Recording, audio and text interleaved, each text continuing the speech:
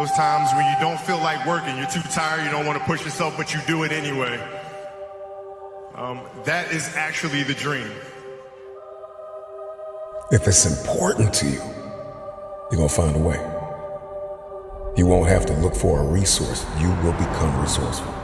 You don't count how many breaths you take. You don't count it. You get to a point where you don't count it. You just do whatever it takes to get whatever you want. We did not come this far to just break down and lose now. I'm a winner. I'm going to win.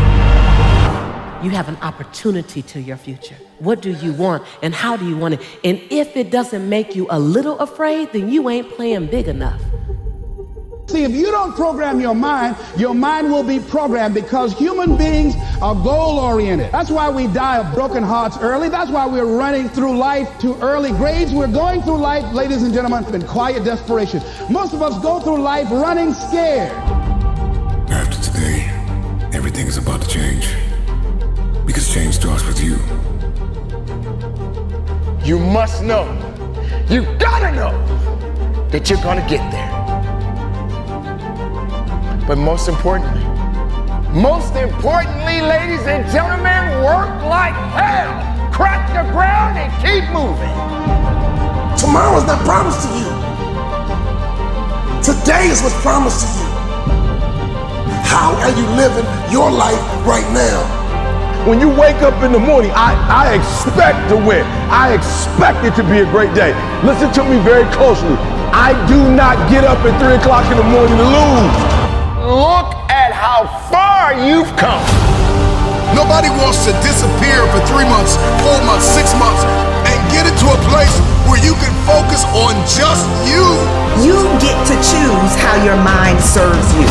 And when you wake up every single morning, you gotta live like your breath is about to leave your body. You gotta live like this day is your last day. Every single day, you gotta maximize everything on the inside of each and every day. That's when you're alive. That's the dream. It's not the destination, it's the journey. Go through the process in the dark room that prepares us and equips us for the stages of destiny. When the rest of the world shuts you down, you've got to be the one to stand up, shout out, cry out, stand tall, work hard, dig deep, and go after it. Dreams don't stop. People do. You have to disappear and put the work in and come back and shock everybody that doubted you. Start unknown. Finish unforgettable. It's exciting when you win, it's exciting when you lose, because the process should be exactly the same. Whether you win or you lose, as you go back and you look and you find things that you could have done better, you find things that you've done well that worked, you figure out how did they work, why did they work, and how can you make them work again. It's time to pull that energy from fear, doubt, anxiety, out of competition and comparison. If you're gonna get it done, I need you to listen and focus. The people that are living their dream are finding winners to attach themselves to. The people that are living their dreams are the people that know that if it's going to happen, it's up to them. And they're resolving within themselves, it's not over until I win. You in a losing culture. You've been in a generation after generation of losing. You're like, I'm tired. When you wake up in the morning, I expect to win. I expect it to be a great day. Listen to me very closely. I do not get up at 3 o'clock in the morning to lose. Expect to be successful. Expect it to be positive. When you set out for a goal, expect that it's going to happen. That's all I need you to do. Number one, expect it to happen.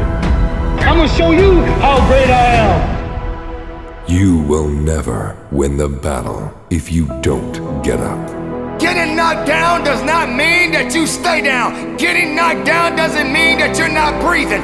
Getting knocked down doesn't mean that it's over. Getting knocked down doesn't mean that you just stay on your back, because that ground is hard and it's cold. You better learn how to get up. It's necessary that you associate with winners, that you work your system, that you are relentless, that you never give up. It's you. You've got to take personal responsibility. You've got to make it your personal business to make it happen. And you've got to resolve within yourself that I can do this, that it's hard. But you've got to say, it's not over until I win. It's about how hard you can get hit and keep moving forward. How much you can take and keep moving forward. That's how winning is done. I am ready to be a winner. I deserve to be a winner. I am destined. I am destined to be a winner. From this date forward, all I know is winning. Listen to me. I am determined, come hell or high water, to win. We win because we are disciplined. We will not falter. If you want a thing bad enough to go out and fight for it, to work day and night for it, to give up your time, your peace, and your sleep for it, if all that you dream and scheme is about it, and life seems useless and worthless without it, and if you gladly sweat for it and fret for it and plan for it, and lose all your terror of the opposition for it, with the help of God you'll get it. We did not come this far to just break down and lose now. I'm a winner. I'm going to win. Sometimes you gotta take a break from just about everything, disappear, come back, and shock the world. I'm talking to that athlete. I'm talking to that administrator. I'm talking to that nurse, that doctor. I'm talking to that student. I'm talking to that communicator. I'm talking to that pioneer, that inventor. I'm talking to that entrepreneur. I'm talking to that preacher. I'm talking to that person who refuses to stay where they are. I'm talking to that person that doesn't have a problem laying in obscurity, because you know that when you come out of the dark room, all eyes on you. We live in a culture of busyness, distraction, and noise. And sometimes the only way something's going to change is if we disappear. Sometimes you gotta delete the app. Sometimes you have to walk away. Sometimes you have to fall back into the dark room and focus on you. Everybody wants destiny. Everybody wants manifestation. Everybody wants fulfillment. Everybody wants the next level in the relationship and a higher quality of living. But nobody wants to eliminate distractions. Nobody wants to disappear for 3 months, 4 months, 6 months, and get into a place where you can focus on just you. What if you could just shut out every distraction? What if you could just shut out the world for just a season and focus on you? A man is rewarded in public for what he does in private. Can you unplug for just a moment and focus on you? Focus on what matters. Why are you here? What is your destiny? The reason why you don't see it, the reason why it has not manifested, the reason why you are so frustrated is because you have not been willing to forsake all that you've been called to forsake and to follow through behind closed doors. Sure, you can talk about it. Sure, you can plan it. Sure, you can write it down. Sure, you can go to the conference and hear about it. You can read about it. But at some juncture, you have to disappear and put the work in and come back and shock everybody that doubted you. I'm talking to that man, that woman, that boy, that girl who feels the fire in their belly. It's time for you to shock the world. You may have to sleep in your car. You may have to go without food. You may have to bounce around from couch to couch. You may have to sacrifice like nobody in your family ever has. But can you do it behind the scenes when nobody's looking, when nobody's watching, when nobody understands the measure of passion that you carry? Can you keep going? Don't stop. You're right there. Go through the process process in the dark room that prepares us and equips us for the stages of destiny. It's time to get real. It's time to get raw. It's time to look ourselves in the mirror and come to the resolve that this version of ourself is not going to carry us in the stretch.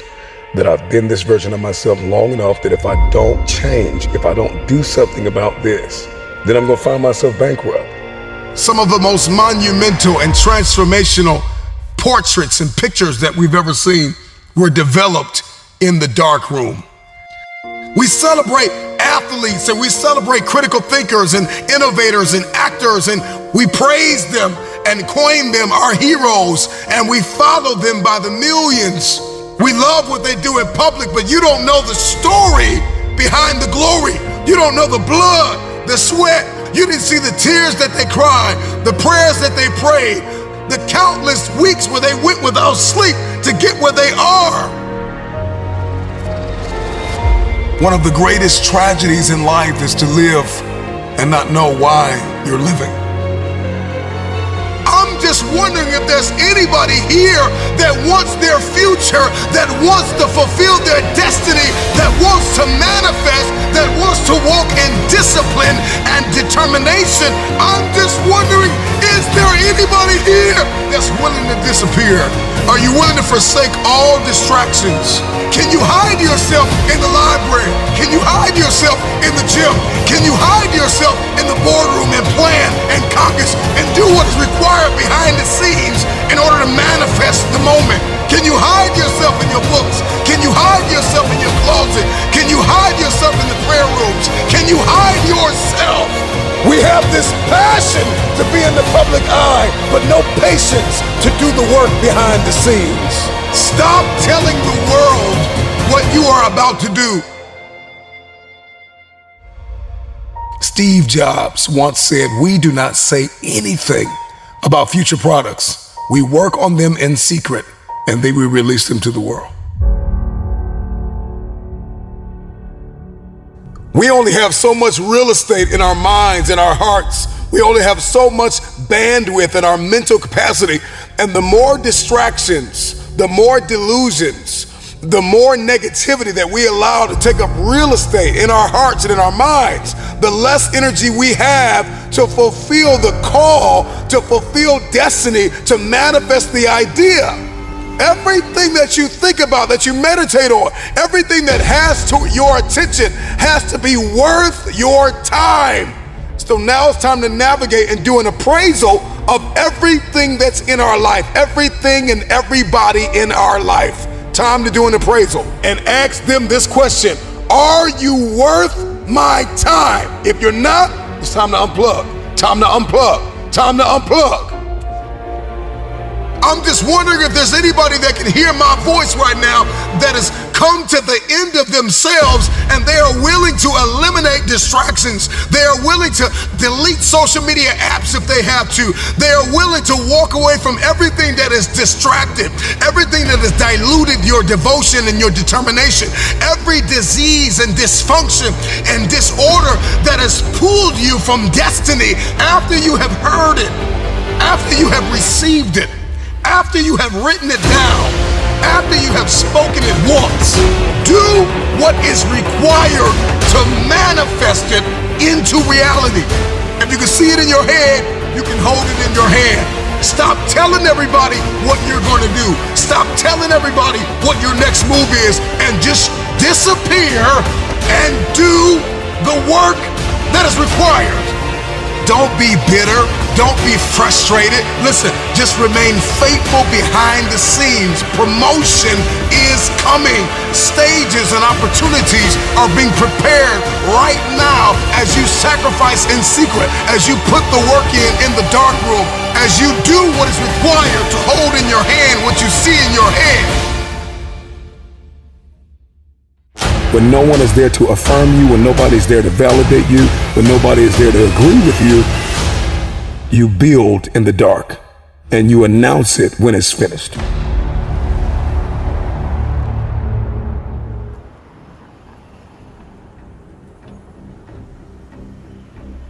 You don't have So I need you to put in 1,000% every single day. I was the baddest person to ever live. Doesn't go away, man. You gotta wake up, even though you retired, you never retired. You're setting the example every single day of your life about having a savage mentality. Everybody wants to be a beast until it's time to do what real beasts do. Everybody gets excited. E.T., the guru story, but nobody wants to get up at 3 o'clock. Things in life are gonna get really fucking hard, and you're gonna wanna quit. Win, lose, or draw, still gotta wake up tomorrow and go to fucking work. If you truly want that greatness, you got to work hard. You got to dig a little bit deeper. You got to find it. You got to go after it because it's not looking for you. Success is not looking for you. You got to go get it. You're not always gonna feel like doing what you're supposed to do. That's when you gotta do it anyways. Success is not going to be handed to you. Nobody owes you anything. When you are hungry, when you are no longer full, when you are no longer satisfied with where you are and you raise your standards, it is only then that you can have your future. What's gonna separate you is when it's beast time, when it's war time, you gotta get up and make it happen. Push with everything you got. Tell excuses to step aside. Let weakness know that it is not welcome in your house because the opportunities are yours. Go get it. Go get it now. Like for real, you walk out of here pumped up, fired up, you get some new information, you're ready. Everybody wants to be a beast until it's time to do what beasts do. Because not only do I want to be a beast, if you follow my 24 hours, I do what beasts do. The one mentality that you must have in life is that regardless of what's in front of you, you still must grind. I feel that most things I do, but still I grind. I have too much to accomplish to be satisfied with where I am right now. I have too much on the line. I have too many people depending on me to win. I must stay hungry. Be a hard-working motherfucker. You can't go wrong with that mentality.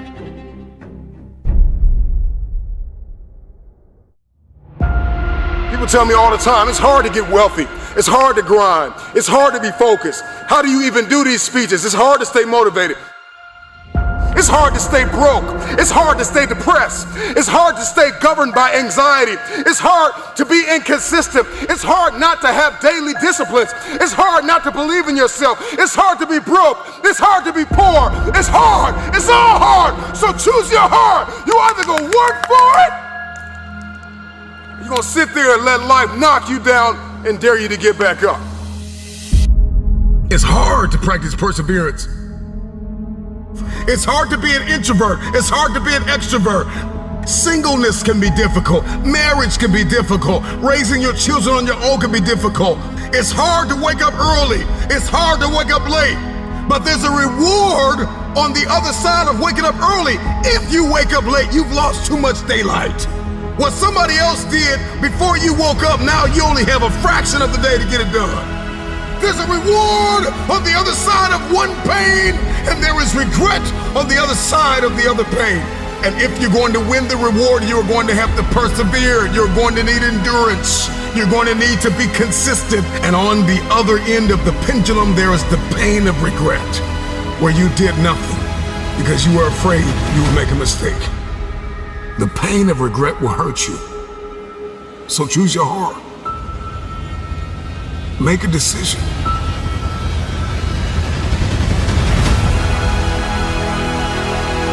I want the pain of finishing something. I want the pain of persevering. Give me the pain of forgiving my haters. Give me the pain of forgiving people that tried to kill me. Give me the pain of letting it go. Give me the pain of growth. Give me the pain of acquiring new skill sets and talents. Give me the pain of managing my time well. Give me the pain of waking up early. Give me the pain of praying when I didn't feel like it. Forgiving when I didn't feel like it. Letting go. Give me the pain. I'll take that pain because on the other side of that pain, there is a reward. Every single day of my life, I'll take reward over regrets. Will you keep sleeping on your potential? Or will you wake up and make it happen? Choose your pain today. The anguish, the irritation, the frustration that you feel today will be your strength to leap walls tomorrow, to leap hurdles tomorrow, to champion the day tomorrow. So you gotta turn your pain into progress. You gotta learn how to turn your pain into power. I want you to take a long, hard look at the people you surround yourself with. You can't expect to become a millionaire when you're hanging out with drug addicts. You cannot expect to become the absolute highest level version of yourself if you surround yourself with people that never want to see you do better than them. Wake the fuck up. The goals that you want to achieve in your life are your f***ing goals and nobody else's. Hundreds of people give up on their goals on a daily basis. And it's usually because they realized quickly after starting their journeys that they're alone. Nobody's waking them up in the morning. Nobody's pushing them when they start to make excuses. And nobody's patting them on the back when they hit a milestone. So whatever you want to achieve in life, maybe it's losing a certain amount of weight to become the best version of yourself. Maybe it's building a business to provide financial freedom for your family and to travel the world. Or maybe it's just being a better father, mother, or partner for your spouse. Whatever it is, it's all on you. And the quicker you realize that nobody's going to come and hold your fucking hand through life, through this journey, the faster you will start to see success. Stop relying on outside sources of inspiration, motivation, and support to fucking get you there. Put your goddamn head down and take charge of your fucking life.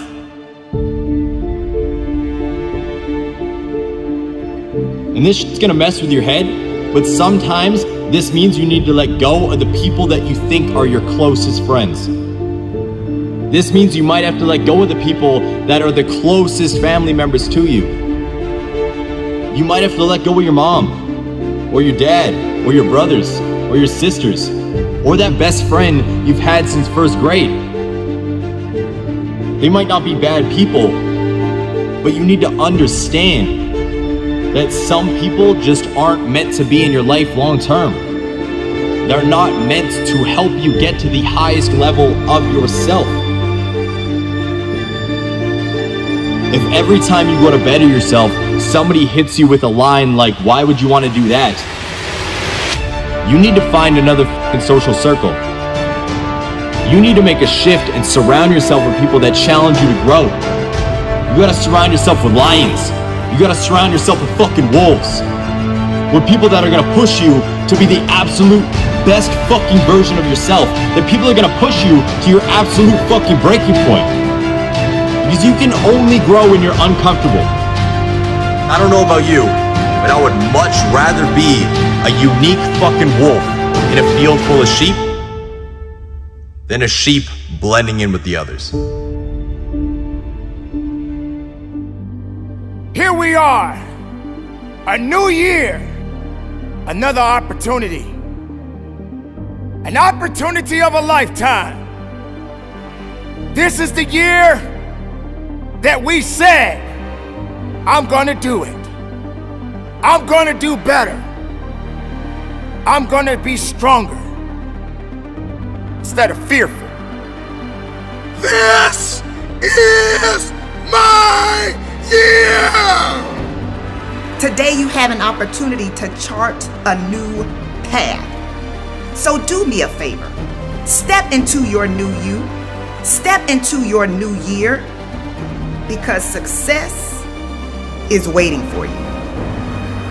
And the thing you gotta ask yourself is, am I gonna repeat my history, or will I blaze a new trail? Today, you have a chance to get up and attack your goals. Let this be the year of no regrets. The real you is breathing down your neck, begging you to manifest. It's got to be a lifestyle change. When you shift your paradigm, when you shift your thinking, only then what you see in your head, you will hold in your hand.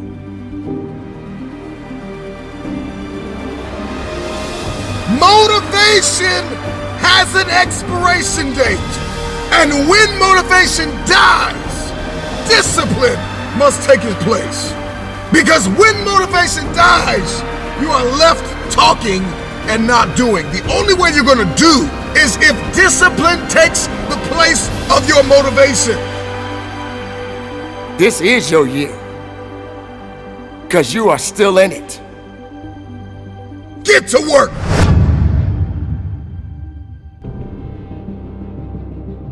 Well, ladies and gentlemen,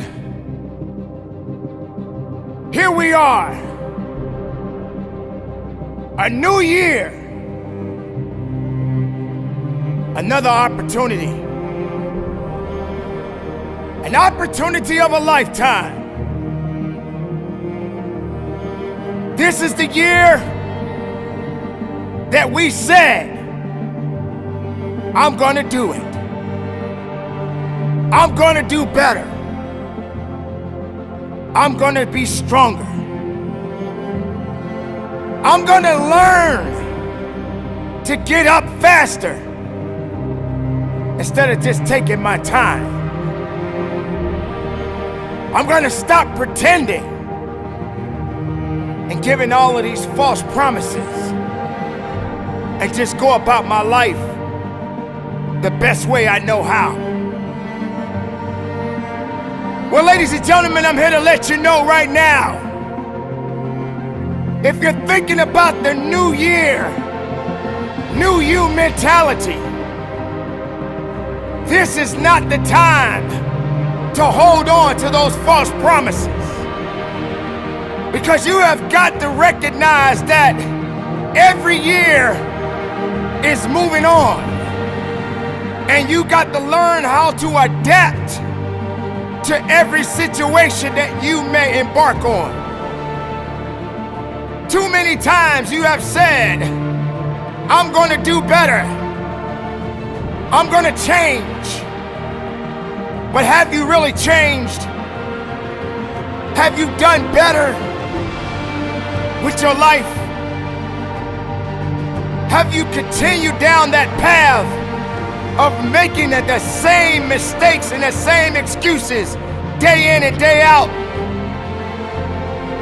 When are you gonna realize that you don't have a lot of time to waste? When are you gonna recognize that this is the moment of a lifetime for you? When are you gonna recognize that you don't have much time to waste on saying something that you have yet to do? Are you willing to use what you've got to get what you want? Let this be the year of no regrets. Let this be the year that you experience authentic happiness. What if you changed your idea of selfish and started doing more of what feels good to you? Don't let negative people disrupt your peace, because your peace is priceless. Your peace sparks your creativity. Your peace attracts goodness and abundance into your life. So don't give an outsider the power to determine your level of peace and happiness. Let this be the year that you make bold and life-changing decisions. Sometimes in order to grow, you've got to be willing to let go of your desire for comfort. At some point, you have to ask yourself, am I holding on to this because it's making me happy, because it's fulfilling? Or am I holding on to this because it's familiar and I'm afraid of the unknown? Today, I'm challenging you to look at your patterns, your way of thinking, and who you surrounded yourself with. I'm willing to bet you will find a couple of habits, beliefs, thought patterns, and situations that are not aligned with the vision that you have for your life. So what can I count on you to do? What can I count on you to achieve? What hurdle can I count on you to jump over? Listen, your future self is waiting for you to show up and max out every opportunity that comes your way. Because when you make it to the top, you're going to appreciate the fact that you didn't quit. You've come too far to go back. Self-pity is not a strategy. No, you have to commit to doing something that will get you one step closer to where you desire to be. Nothing will change if you are not willing to change. Success doesn't happen overnight. You have to plan for it. You have to work for it. You have to fight for it. You have to put in some sweat equity. You have to be willing to make some sacrifices. And you can't be distracted by your results or your lack of results. Of course you want success to happen quickly. We all do. But what most people don't realize is that true success requires intention and consistency. Snap out of it! You got work to do! Sometimes you need to go find a mirror and tell yourself with tears in your eyes, I am the problem. Once we stop accusing everybody else for our inconsistency and our lack of execution, all of a sudden the world opens up. When you shift your thinking, only then what you see in your head, you will hold in your hand. Every day, I wake up and think of my ideal life. I have so many goals that I want to accomplish. I have so much that I want to do. I have a vision of my life, and I'm nowhere near where I want to be. At times, I get overwhelmed, and I become so impatient with myself. I truly feel sometimes I'm just falling behind. I feel at times the clock is winding down. It truly is a struggle to stay positive and motivated. Sometimes, like most people, I want to throw in the towel and just give up. Sometimes it just feels like there's just no use. There's just too much ground to cover. I need to cover it so that I can get where I need to be. I need to constantly remind myself over and over again, I am not yet where I want to be, but I know I'll get there. I am not where I want to be, but I am so grateful I am not where I used to be. I am talking to those people that are just about to give up, that are just about to lose all hope. I am here, ladies and gentlemen, to cheer you on, to let you know that you, my friends, are going to get there. You are going to get that promotion. You are going to complete that marathon, and you are going to run for your life. Whatever you are working towards, you are going to get there. But you got to get crystal clear what it is you want, what it is that you are seeking for, what it is you truly want. You must know. You've got to know that you're going to get there. But most importantly, ladies and gentlemen, work like hell. Crack the ground and keep moving. Make the ground shake, crack the world, get it going. Don't let nothing stop you. I am pleading with you. When the rest of the world shuts you down, you got to be the one to stand up, shout out, cry out, stand tall, work hard, dig deep, and go after it. There's nothing gonna stop me. If you didn't make me, you can't break me. If you didn't make the sun come up, you can't stop me. If you didn't make the moon shine at night, you can't stop me. My purpose, my will, my dedication, my motivation is all about doing the business, because guess what, ladies and gentlemen? That's what I'm about. I'm about that business. I'm about that life. What are you about?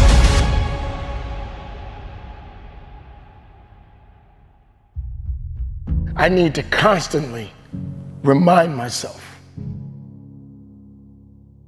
I'm not yet where I want to be, but I know I'll get there. I'm not where I want to be, but I am grateful. I am so grateful that I'm not where I used to be.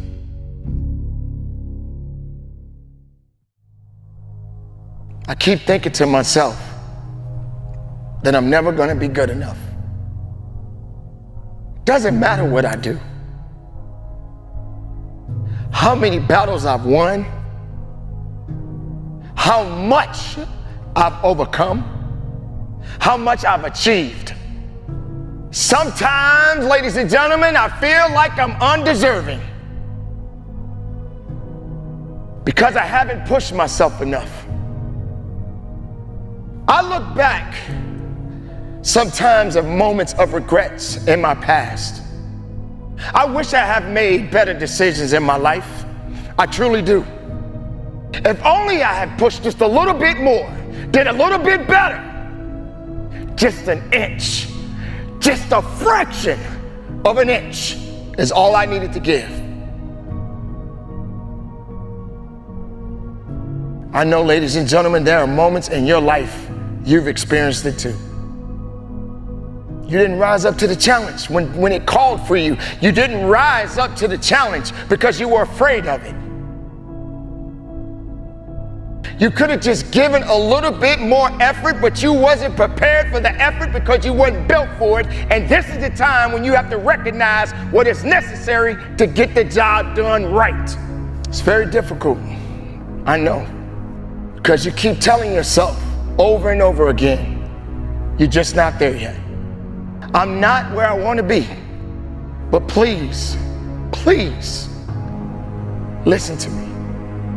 You need to remind yourself, you may not be where you want to be, but look how far you've come. Look how far you've gone. With all of the circumstances you've been through in your life, everything that you have been through, everything that has came at you and knocked you down and put you down on the ground, but you're not under the ground. So now you got to rise up, ladies and gentlemen, and push forward and go after it. Look at how far you've come, how much you had to overcome, how many battles that you had to face just to get here. Just look at everything you've achieved. Just when you thought you were out, something pulled you back up. Your willpower, your faith, whatever it was, you got to where you needed to be. You have to know that as long as you're living, there's always going to be some kind of a battle, some kind of a struggle, some type of a conflict in your life. But you got to be prepared, ladies and gentlemen, to go through the challenges. This is not a dress rehearsal. This is a moment. This moment, ladies and gentlemen, is your life as much as any other. Spend it in a way that'll make you proud.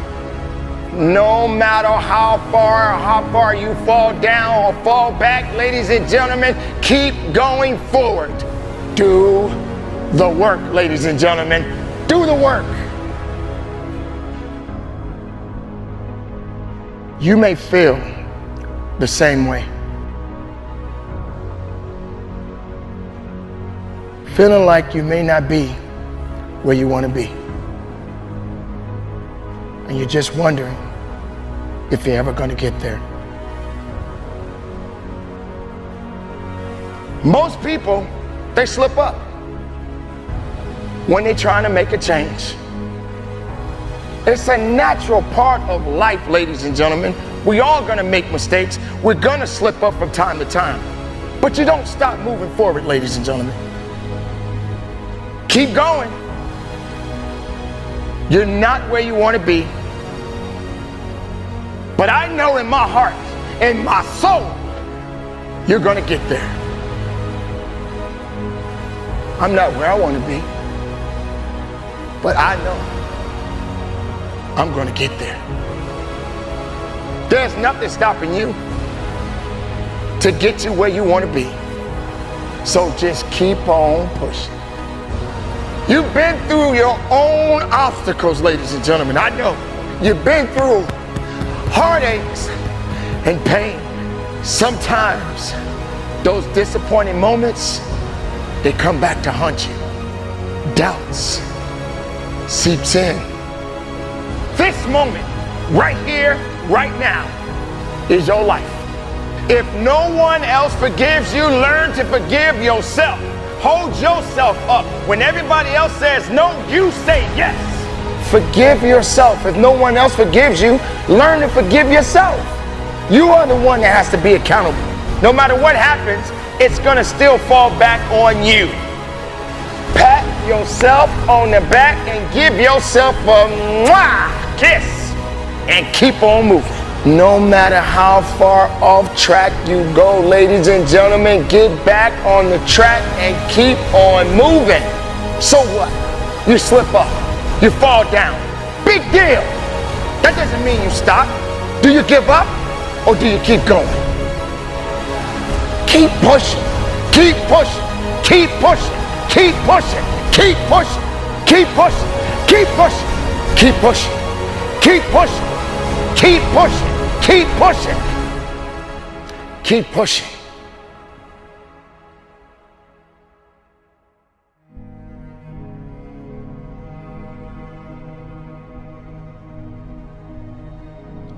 Keep pushing. Keep pushing. Keep pushing. Keep pushing. Keep pushing.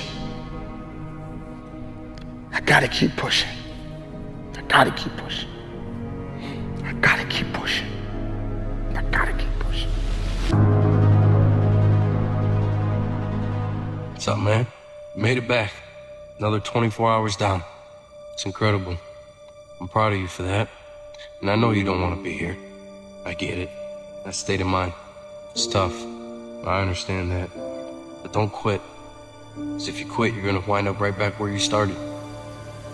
Remember when you started, how bad and how desperate you were to be right where you are right now? Yeah, I remember that. You gotta keep that same attitude, man. You gotta keep moving forward. Keep pushing it.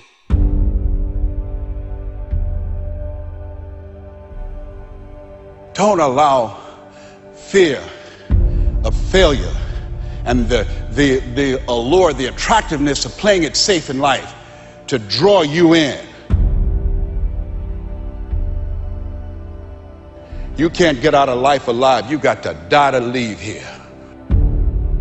When you're asleep, ladies and gentlemen, you need your dreams. I'm here to tell you that when you're wide awake, you also need your dreams. You must have your goals. You'll never make it as a wandering generality. You must become a meaningful specific.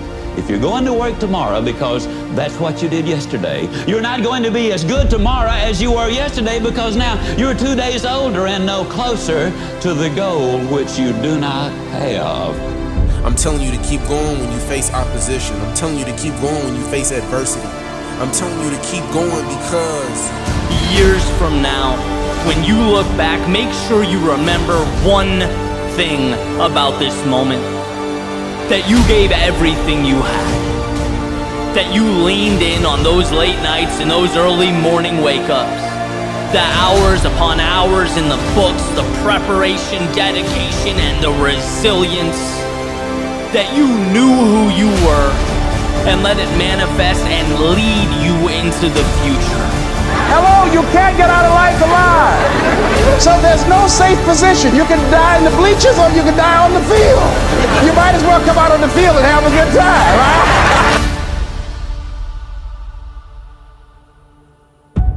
No problem is permanent. Or you start thinking the problem's pervasive because I haven't handled my finances, my whole world's over. Or because my relationship's bad, my whole world's over. Or all this is happening because there's something wrong with me. Your life is bigger than that. People need a new perspective, and you can't do it by just sitting and thinking.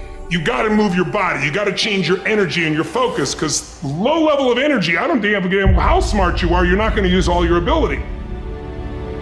But if I get you into a higher state of being, mentally, emotionally, physically, and all of a sudden you start remembering who you are and you start coming up with answers that you never even thought were possible before.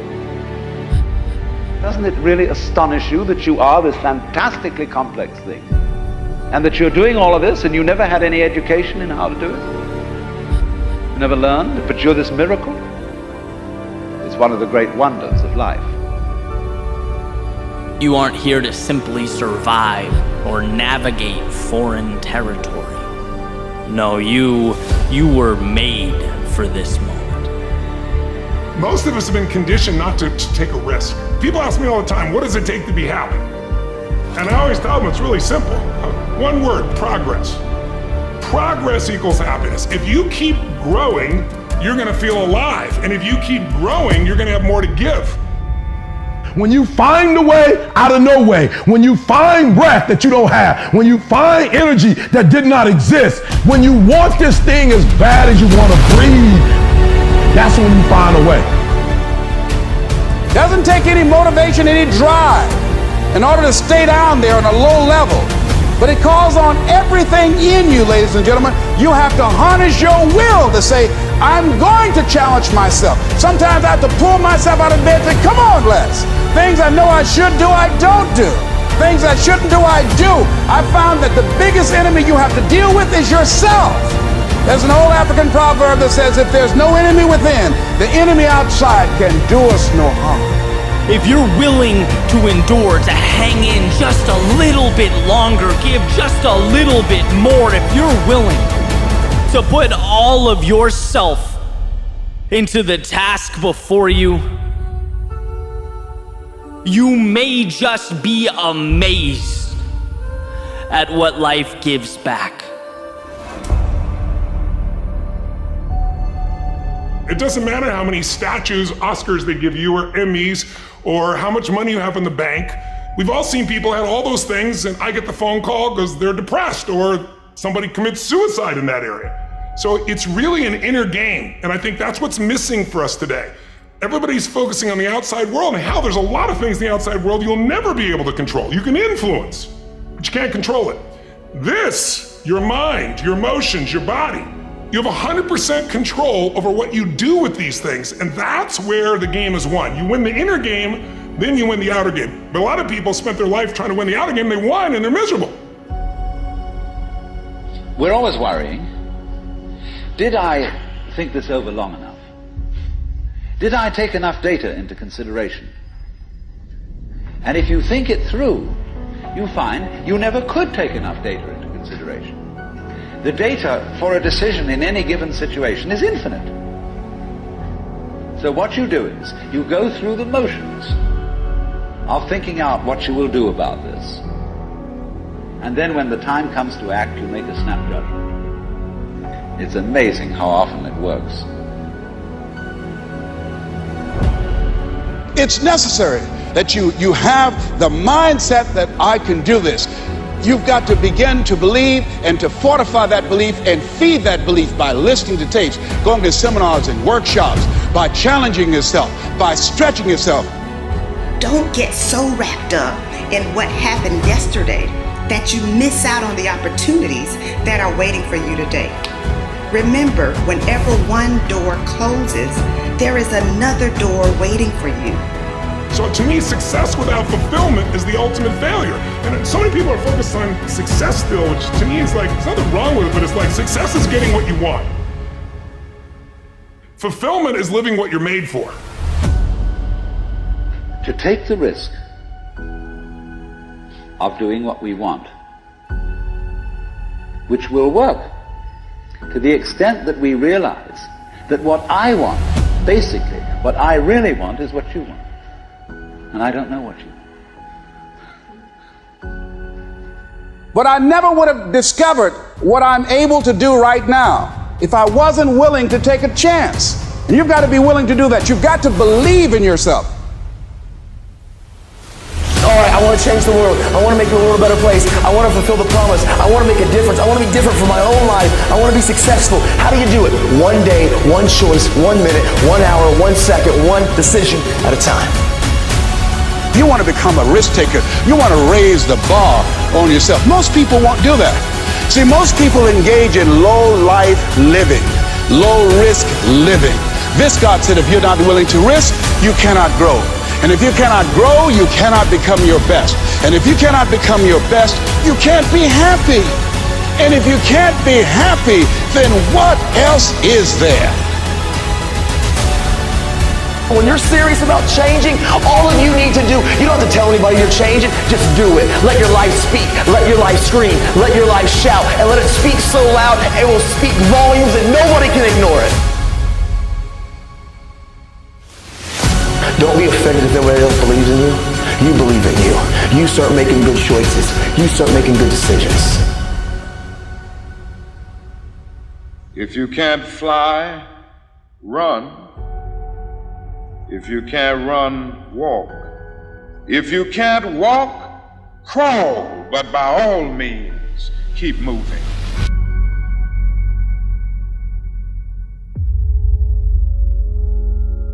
They looked at the most successful men and women of the world, and they found that they had like 7, 8 things in common. And one of the things they all had in common was a routine. They are obsessed with their routine. They don't have a gap of wasted time in their routine. You know, I realized the reason why I'm so successful and the reason why I don't get in trouble like I used to when I was younger is because when I was younger, man, my schedule had so many gaps in it. The devil had like, okay, he might pray at 6, but my man is watching TV. He playing video games by 8:30. It's not that I'm sweeter than nobody. The devil can't get to me because all my time is taken up. And by the time he get to me, I'm asleep. I'm too asleep to say it. I'm just being real. 8:30, he like, Eric, you should. I'm like, bro, I'm tired. Come back to me tomorrow. You know what I'm saying? Like, tip me tomorrow, bro. I'm about to go to sleep. I'm good. My body said, all you gotta do is put your shoes on. That's the hardest thing you gotta do. Just put your shoes on and I'll do the rest.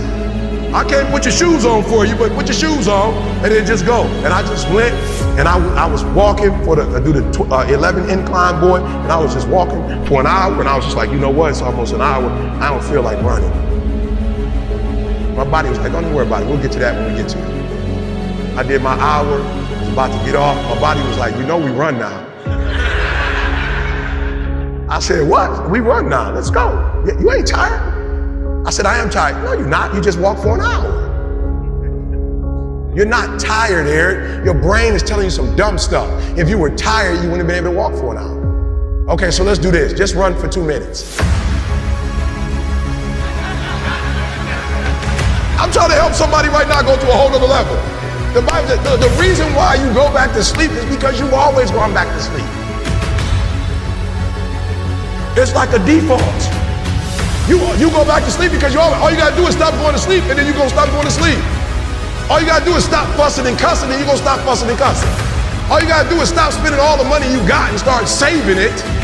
Listen to me, I became #1 in the world. I became a millionaire not because I made more money. I became a millionaire because they told me millionaires only live off of 30% of their income.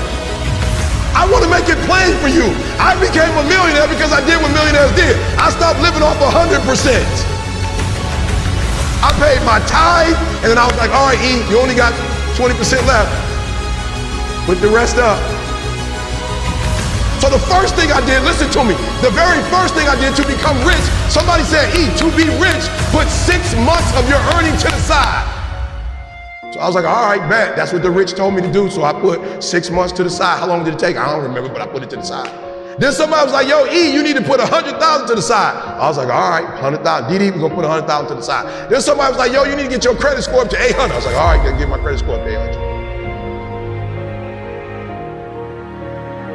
Then somebody said, E.T., if you want to be Tony Robbins, there's no way you'll be able to be like those dudes when you don't have the language they have.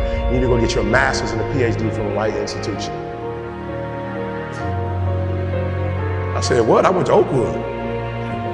I went to HBCU. He was like, yeah, but you didn't learn the language of Zig Ziglar at Oakwood. So Oakwood is a phenomenal place. Oh, y'all not hearing what I'm saying. I just said something, you missed it. Now you need to go to Michigan State University. CJ, you see my master's degree anywhere? What about my PhD? Not in the office, not at church. You ain't seen it in my house. I didn't go to Michigan State to get a PhD. I went to Michigan State to learn the majority language. Listen to me very closely. When you graduate and you get a job, if you want to get paid, you never say no. You never say it can't get done. Don't you ever say out your mouth it can't get done. Even if you feel in your heart it can't get done, you don't say it out loud. You let the broke folks say that. You let the folks they find first say that. You always say it can get done. Even if you don't think it can get done, just say it and try to make up something. But every time I put on a dress shirt and button it up, I just feel, and I hear people say all the time, man, you look like you dressed to success. I'm like, is putting on a shirt and a tie dressed for success? I'm dressed for success. I'm getting paid. I'm dressed for success. I'm not dressed like he dressed, but I'm dressed the way I feel comfortable. I feel good being me. I feel good not to have to, like, not only can I say no, I don't have to explain why I said it no more. It feels good being me. Because guess what? I can never be sweet being you. The majority of you are poor because you read poor stuff. You watch poor stuff. Bro, you just scrolling through like you ain't got a life. For real, some of y'all on Instagram, you're on there for 30 minutes. If I ask you what you saw, you don't even know. You just scrolling through. Rich people don't waste time. They realize it's their most important commodity. They don't watch a lot of TV. They don't do a lot of entertainment. If they're not working, they're studying their craft and getting better at their craft. So I need you to stop having the poverty mindset. So when I quit my job to be an entrepreneur, my mom was like, whoa, what are you doing? I was like, I'm quitting. My mom was like, don't you dare quit. You're going to embarrass me. You got a wife and kids. Does YouTube have insurance? Does YouTube have a 401k? And I was like, yo, mom, I ain't trying to be funny and I ain't trying to be disrespectful. I love you. But you can't teach me how to be a millionaire because you're not one. You come from the working class, and I'm not mad at you, Mom. We wouldn't be where we are without you. But you told me that every generation is supposed to get better. So I'll take your values, but I won't take your work ethic. Because rich people don't work, they think. Poor people go, clock in, I make this much an hour. Rich people go, I put them to work, and I make this much an hour. See, what happens is you're working for you and your family one, they got 40 of you working at one time. So they giving you 20%, and then they keeping the 80% off of 15,000 people. So what you have to decide is, are you gonna keep being the 99% or are you ready to be a part of the 1%? Because it doesn't make a difference where you come from, high school dropout. It doesn't make a difference where you come from, GED. It doesn't make a difference where you come from, a 17-year-old mom that got pregnant. It doesn't make a difference where you come from, took 12 years to get a 4-year degree. It doesn't make a difference. You know what makes a difference? What makes a difference is when you become a 99% or a 1%. And when I start thinking like, acting like, and behaving like a 1%er. So I went to every single class, and when the teachers was talking, they thought I was just doing homework. I wasn't. I was listening to how they conjugate verbs. I was listening to how they tell stories. I was like, ooh. I peeped it out, y'all. They way more linear. So that I realized when you do corporate, it's A, B, C, D, E, F. It's 1, 2, 3, 4, 5. It's topic, body. It's topic, support, conclusion. I need your language though if I'm gonna compete. I need your rules if I'm gonna compete. I need your codes if I'm going to compete. The problem with most of you is you don't have a 1% language. You got a poverty language. There was a language that I needed to learn. Does it mean I need to abandon the language that I learned? Absolutely not. Don't be average, like for real. Whatever it is you do, do it, and take a different perspective. Listen to me very closely. The problem I have with most kids, if I tell you what it takes, most of you will die of exhaustion. You pass out before you reach 10,000 hours. You just pass out. You don't got the heart for it. You don't have the stamina for it. You couldn't take what it really takes. Just for those of you who don't know, when they came from Africa and were enslaved, they didn't move them to San Diego. They wasn't doing God in San Diego. I just want to give you some perspective. They were in Mississippi, Alabama, It was smoking hot, and they didn't quit and they didn't give up because they said, we're going to get through this for the next generation. Come on. Our Latino brothers and sisters who were migrant workers, come on, there wasn't no AC. And the stuff that y'all complain about, the stuff that y'all think is like hard.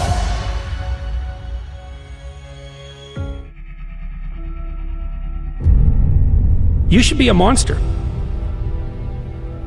Because everyone says, well, you should be harmless. You don't want to be too aggressive. You don't want to be too assertive. You want to take a back seat. No. You should be a monster. And then you should learn how to control it. The definition of being aggressive is forceful and sometimes overly assertive pursuit of one's aims. In combat, almost nothing will happen the way you want it to if you don't force it that way. The enemy, nature, time, there's all kinds of things that are going against you. It's a losing battle. And if you don't use force of will, then you're not gonna get it done. What it means is you need to make things happen. This is the good thing about being aggressive. Sure, there's certain parts of your nature that are aggressive, but it can also be trained. You can start to think with an aggressive mindset, which is I am going to take action. I'm going to overcome obstacles. I'm going to push through roadblocks. I'm not going to take no for an answer. And those are things that you can train. There's so often times where people, they get told no or they hit an obstacle and it's game over for them. They're just done. They're done training. They're over it. And your attitude, you have to go, okay. Little roadblock, cool. How am I gonna get through it? How am I gonna get around it? What I need you to do is evaluate yourself today. Evaluate yourself to see where you are in this race of life. Many of you don't even realize that you've been racing to the finish line. This life is a race. Some of you need to be pushed to start running because you've been walking or you haven't been moving for so long. And you don't even know that you're in a race that all of us are competing to win. But it doesn't matter where you finish. It matters that you run after your goals and your dreams. The way to live is to run after your dreams, to run after your goals, and to run after that finish line. There may be things in your life right now that's holding you back from running. But you have to break through those things. They're there to hinder you, but you can't let it force you to stop running. Chase your dreams, chase your goals. I don't know the situation you're in right now, but the situation that you're in is not your future. It's not who you really are. It's not your full potential. The sky's the limit. But it all starts from within. It's all up to you. You should be a monster. You have to be hungry for greatness.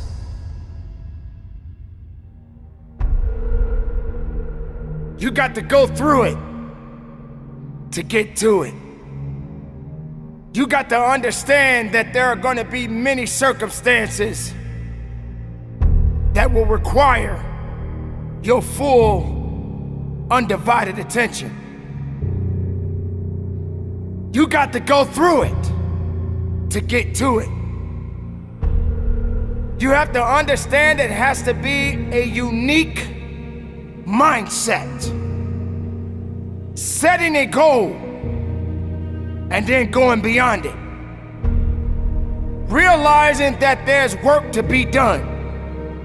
Making sure that all of the strings are attached. And make no mistake along the way. Now it's true that we all make mistakes. And we will have many setbacks. But there's always room for a comeback. To understand this, you must realize that you must humble yourself, but yet be hungry enough to go after it with everything inside of you. Everything that is required depends on you. Having the mindset that regardless of anything that is around you, that is surrounding you, that is trying to drag you down, you must have the mindset. You must be strong. You must be resilient. You must be driven. And you must be able to take whatever's coming at you. If you stumble, if you fall, have the ability to get up. But you can't depend on just your body to do the work. You must understand that it's the mental fortitude that will get you through it all. So many people don't have this fortitude. They don't have this attitude. They have no faith in themselves. If you as the individual can take the first step, then perhaps many more will follow. There's always going to be ups and downs in life, man. There's always going to be bumps in the road. Things that ain't going to go as planned. Unexpected stuff's going to happen. You're going to face some pain. You're going to face some tough times. And if you ain't trained your mind to be prepared for it and how to handle it, it's going to break you. The secret is to work on your mindset daily. Work on the way that you see the world. Otherwise, you'll live your whole life seeing the world through someone else's eyes. You'll be a creature of circumstance. You'll be a victim of your life and not the master of it. Read books, listen to audios like this one. Start learning about why you do the things that you shouldn't do and why you don't do the things that you should. It's all because of the way that thing between your ears is white. But know this, you're in control of rewiring it whenever you make the decision to do so. At any moment, you can take control back of your life and start creating the life that you deserve, not a life that someone else has paved out for you. And when all of the struggle comes, all of the bad times, all of the dark times come around, which they inevitably will, you'll be strong enough to take it head on, and it'll make you rather than break you. You have greatness inside you, let me tell you. Unlimited potential.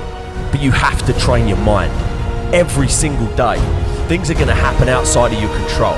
The weather, terrorism, coronavirus. But you can't control any of that shit. All you can control is how you choose to look at situations. You can control the information that you're letting in here. Never forget that you can have anything in this life that you want if you're willing to go and get it. You've got to have belief. You've got to have belief, and that belief comes from working on your mindset every single day.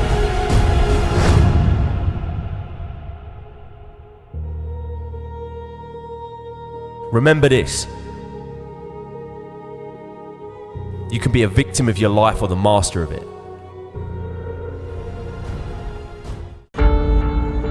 The truth of the matter is, how are you so emotionally injured, so mentally drained, so physically fatigued that you have allowed your dream, your destiny to take a back seat to this excuse that you don't have what it takes, that you're not smart enough, that you're not tall enough, that you're not wide enough, that you're not deep enough, that you're not connected enough, that you don't know enough people.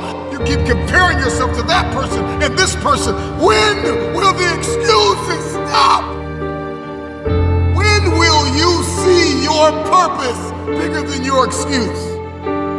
I don't know your name, but I know you have a dream. I don't know where you're from or where you're listening to me. You may be listening to me in your closet, your bedroom, the gym, the car, the bus, the train, the plane. I don't know where you're going, but I know you are going somewhere. You've got a destination. People that make excuses are not connected to their destination. They don't have an end game. They don't have a goal. You have allowed yourself to become a weak link covered under the blanket of excuses. But I'm just wondering if there's anybody here that has a dream. And if you've made your excuses bigger than your dream, the time is now to apply pressure. It may not be easy, but it's not impossible. This is not a I feel like it today. This is not a I'm motivated for a week. This is an every single day mentality.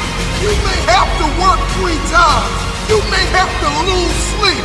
You may have to go to college and raise 5 children and still maintain your marriage and work your side hustle. I don't know what your story is, but if you will keep a no excuse mentality, then the sky is not your limit. The sky is your starting point. This is an every single day mentality. I never get turned off.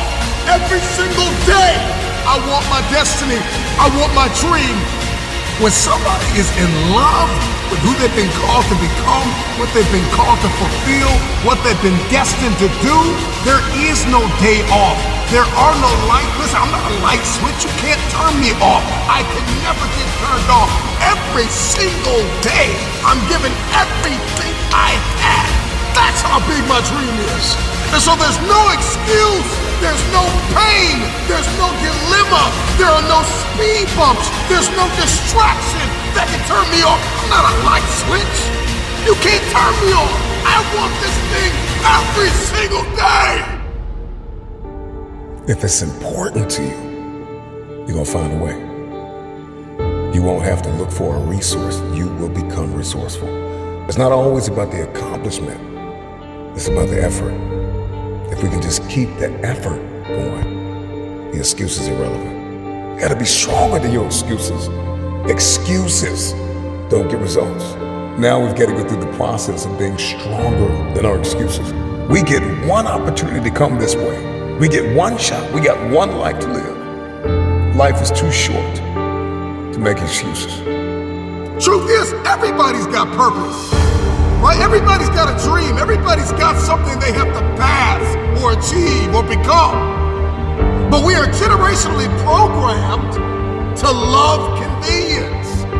And the truth of the matter is, it is so convenient to make an excuse. I want to give you just a few things that you can do to help you to stop making excuses, to help you to stop habitually gravitating to the place called convenience. If you can hear my voice, you've got work to do. You've got a destiny to fulfill. You've got a purpose to walk into. You've got a test to pass. You've got dots to connect, rooms to walk in, stages to stand on, and tables to sit down at. We all want to do something. We all want to be somebody. We all want to go somewhere. And if these things are going to happen, we've got to stop habitually gravitating to excuse. Number one, you gotta stop comparing yourself to everybody else. Rule number one, kill the comparison game. Oh, well, I don't do it like them, and I don't say it like them, and I'm not as tall as them, and I'm not as strong as them, and I don't have the money that they have. I don't have the resources that they have. The reason why I couldn't do it is because my parents weren't there for me, and the reason why I didn't get to go to college on a full ride because my coach, he didn't create the highlight reel for the sports scholarship. The reason why, and so we're just programmed to blame everybody else. When will you look in the mirror and stop comparing yourself to everybody else? We compare ourselves to the way people look. We compare our stories to their stories and our relationship to their relationship. Every single day, the excuses that we make are like a warm blanket pulled over us, covering up the underlying issue of fear, the spirit, the personality of fear. Truth is that the reason why you haven't done it is because you're afraid. Maybe if you could just listen to this a couple times, maybe you'll stop making so many excuses, because the excuse is nothing but a cosmetic. It's makeup, it's a blanket, it's a convenience that we habitually gravitate to because it just makes us feel better. But the underlying issue, the underlying cancer, the inflammation is fear. We're afraid. We're afraid that if we give our best, the best isn't good enough. We're afraid because we're constantly comparing ourselves to other people. We're afraid that we won't be seen. We're afraid that people will change if we evolve. We're afraid that maybe we'll lose our friends if we began to shift our thinking. You have to have a marriage mentality when it comes to achieving what it is that's on the inside of you, what it is that's in your head, to manifest it and hold it in your hands. You have to have a marriage mentality. The problem with many of you is you keep dating the idea, the potential of focus and success and determination and discipline. You're only disciplined once a week. You're only determined twice a week. You're only enthusiastic about the journey on Sundays or Wednesdays. Once you make a covenant, you know what? I'm gonna commit to this. You're gonna put the blood, you're gonna put the sweat, you're gonna put the tears in, you're gonna lose sleep, you're gonna go days without eating, you're gonna do whatever it takes to make the sacrifices necessary to manifest. There are too many people in your life who have left you. There are too many people in your life who have counted you out. There are too many people in your life who have whispered in your ear and said, you'll be worse off without them. Prove them wrong.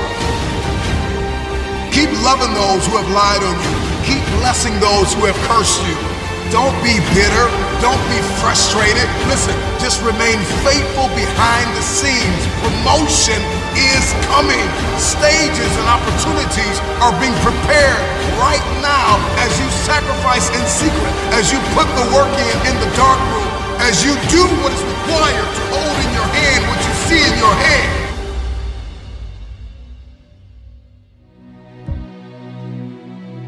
Your results will turn those who ignored you into fans.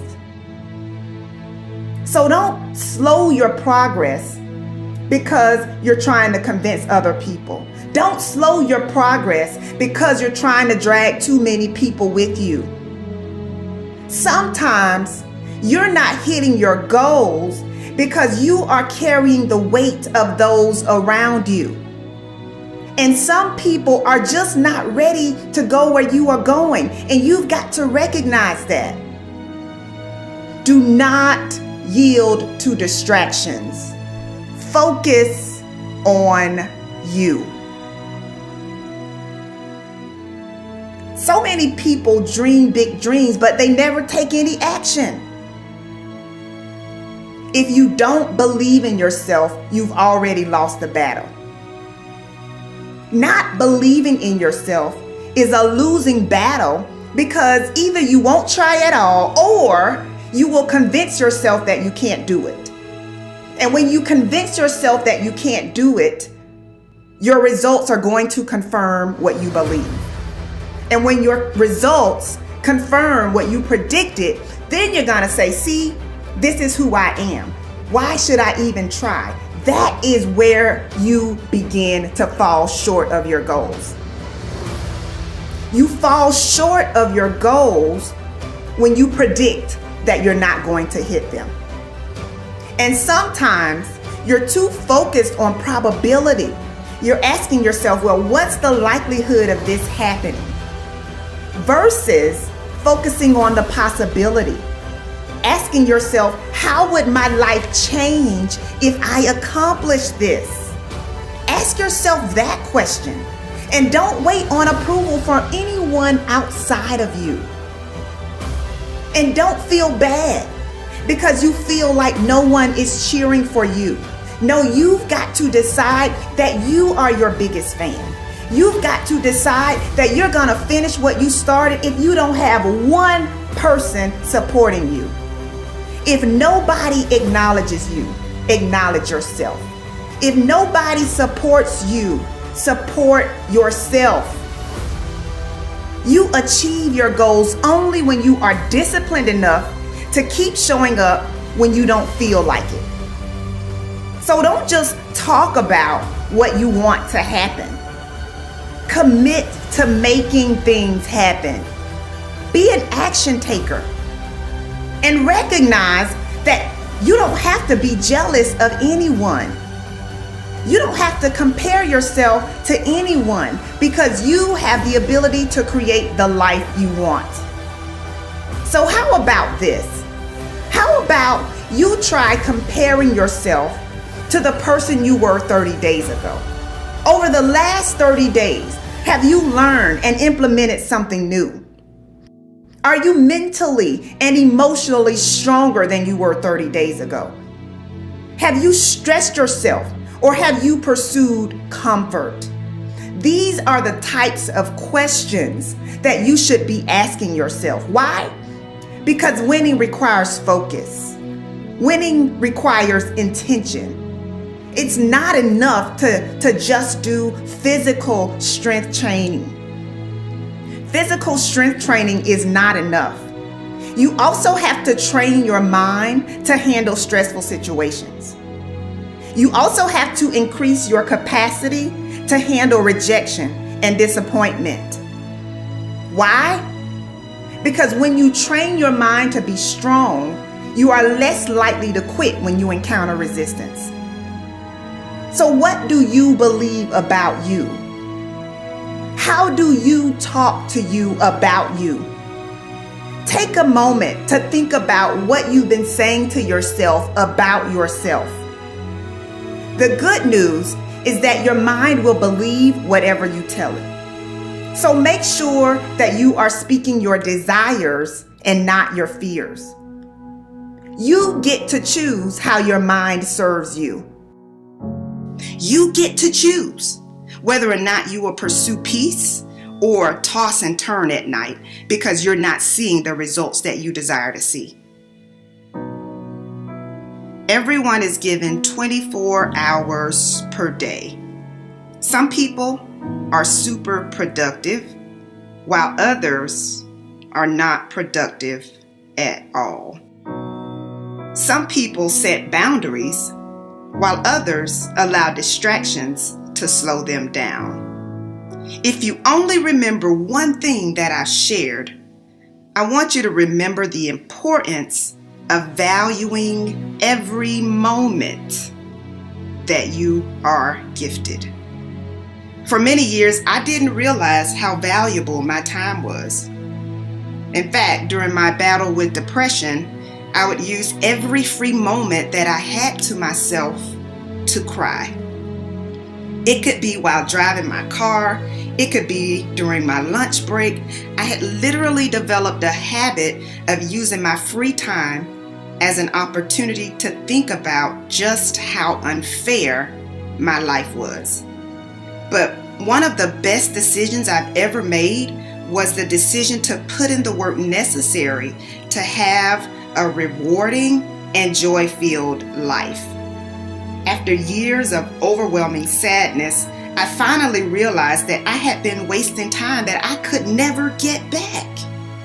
So I had to change my mental narrative. Am I problem-free right now? Of course not. But I do understand that worry and unhappiness is a distraction.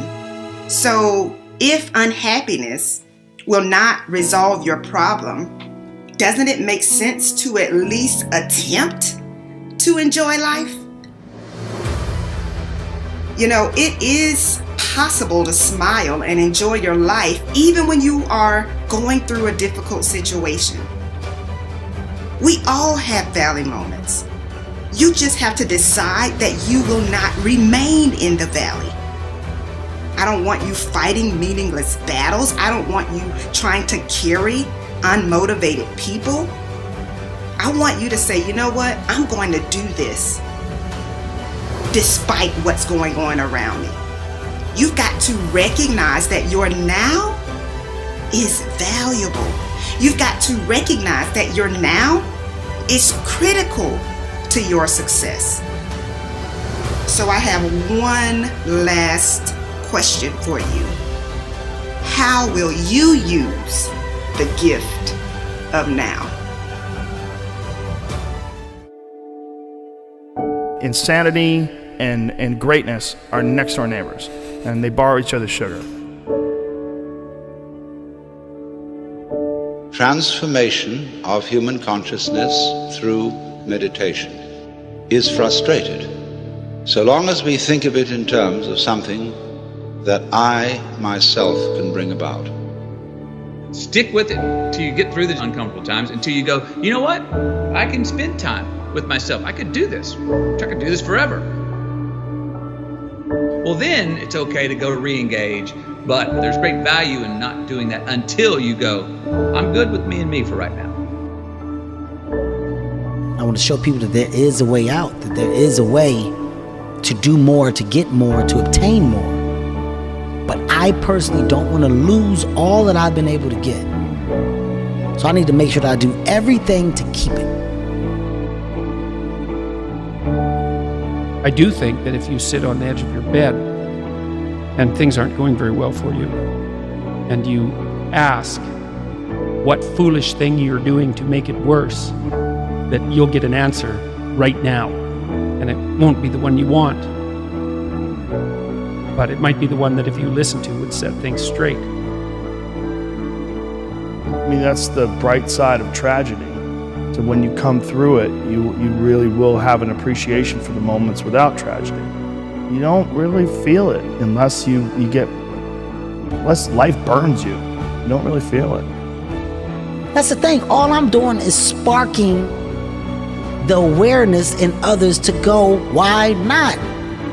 Why can't I create? Why can't I start? Why can't I be a business? Why can't I be a CEO? Why can't I be a tech guru? There's so much that some people just don't understand they can do. When it's all said and done, my book is gonna be full of all the shit that Kevin Hart did. Because I never was content with doing just 1, 2, or 3. Why not? We get this strange feeling that we have never had, you see, in our lives, that we are no longer this poor little stranger and afraid in a world it never made.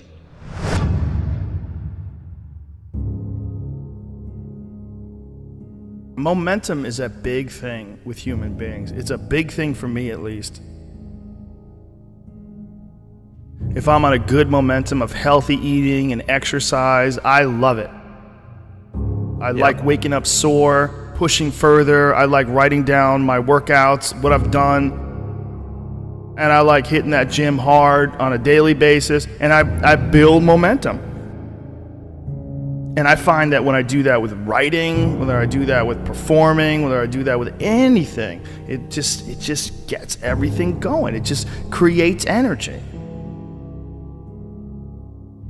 Being lazy robs you of energy. Like being sedentary, being uninspired, being bored, it robs you of one of the most precious things you can have in this life, enthusiasm. One of the things that I tell people all the time, because a lot of people have a hard time defining themselves. They define themselves by failure because they failed. But I'm like, you're not your failures, you're you. Okay, your life is a series of lessons you've learned. Now, if you just dwell on the failures, like that's not healthy. It's not smart and it's not empowering. What you got to do is look at those failures and go, well, now you know what not to do. But you're not that. You're you. It was hard because so happy to be and have the job I have. At the same time, I was like, don't feel like I'm growing in my work. And my life at that time had become extremely vital, meaning I just had a newborn son with Camilla.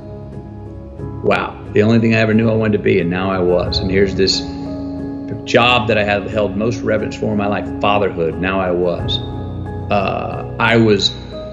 My emotions, the ceiling and the basement of my emotions, the range was so wide. I was laughing louder, crying harder, getting angrier, showing more joy, having more sadness, all across the board. All emotions were much more extreme than they were or could be in the work. I said, your life's more vital than your work, but can my work challenge the vitality I'm feeling in my life?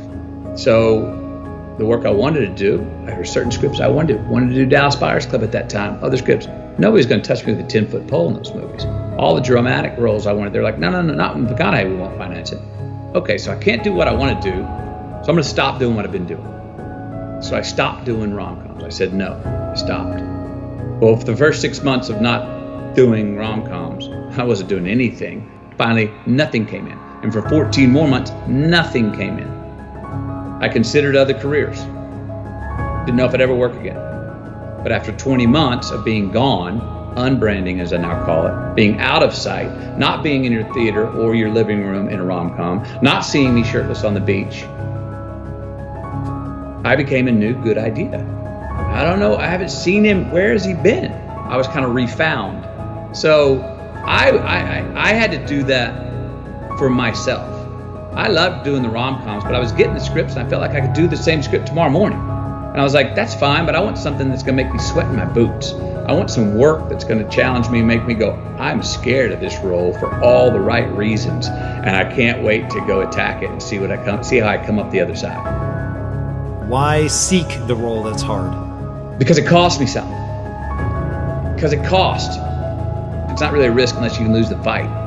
I feel more alive in them. I have an experience in the making of them. I'm nervous every day I come to work. I feel like when I nail a day and I knock it and I know I did, I feel like, yes. I have a measure at the end of the day of like, you set out to do something, you prepared for it, you had intention, and you did it.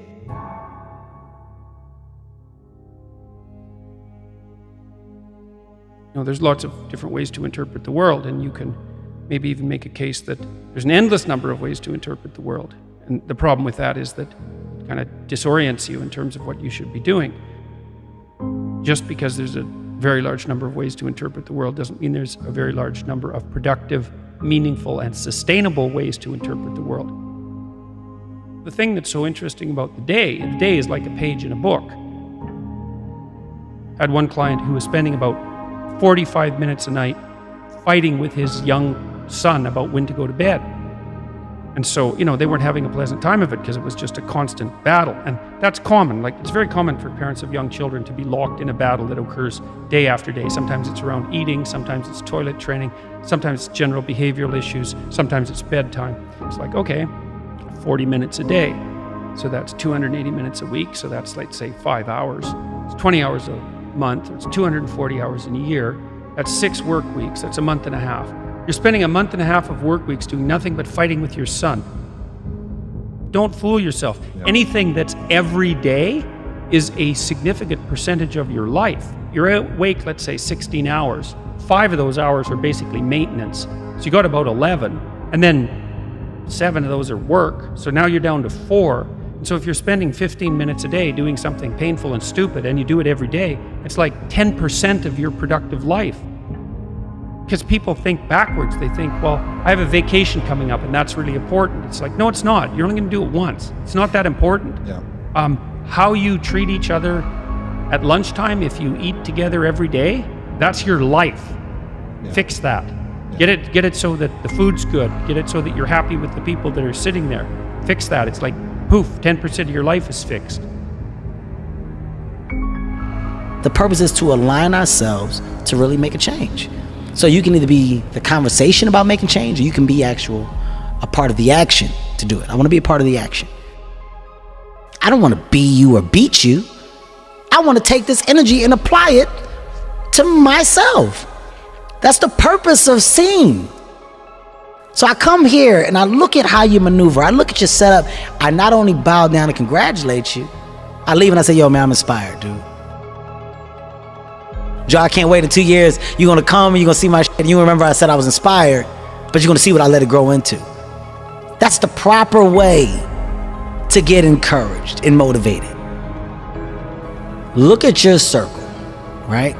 When you can merge yourself with good people and follow the paths that you see that these good, successful people have taken, you then become a part of a world and group that nobody expected you to be in. So everything else from the outside that comes in, you're throwing at a bubble that can't be popped. It's a force field around me. There's a force field around me because what really matters, loves me wholeheartedly. And when you have that and you understand that, you're unbreakable. So if you don't add to that force field, if you don't make my force field stronger, you don't get time from me. My true understanding is, all right, you got one life. And that one life, the goal for us is to live it to to the best of our ability from the beginning to what said the end. People don't understand it's you against you. The only person that gets in your way is you. Nobody else. It's you. What I've understood is that what people are doing has nothing to do with me. I should always be a step ahead because I'm thinking differently, because I'm thinking about myself. Making myself better puts me in a position to make others better. Hard work brings great rewards.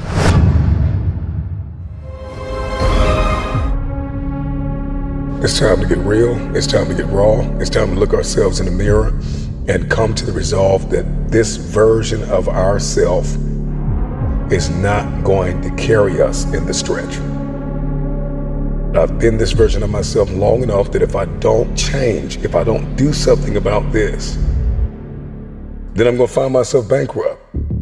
For me to understand, for me to be better, for me to be stronger, I must learn to suffer a little bit. I must learn to struggle a little bit.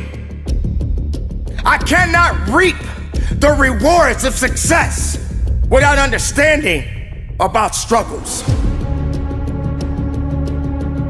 Success is not automatic. You don't get things just because you want them.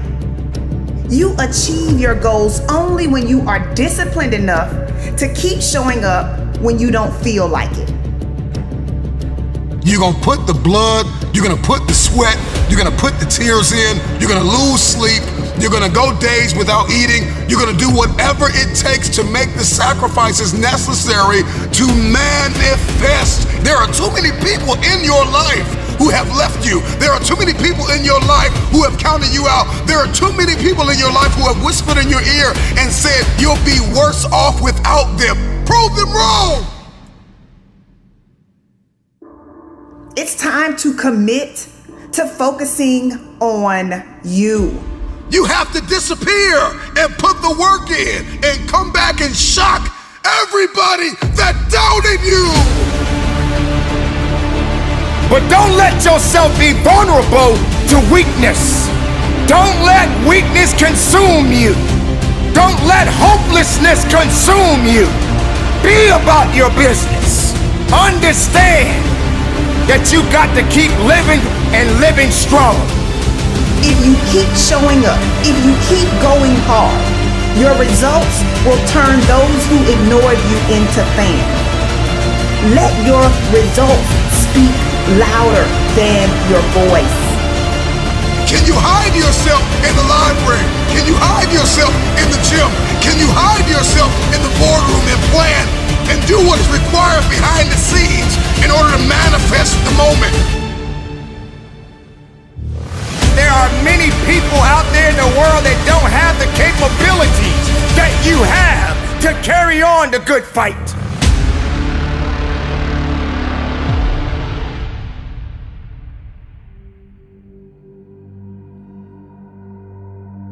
There are things that are happening around us every day.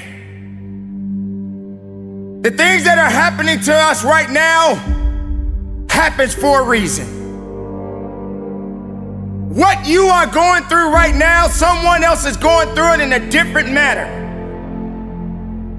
But we always ask the question, why me?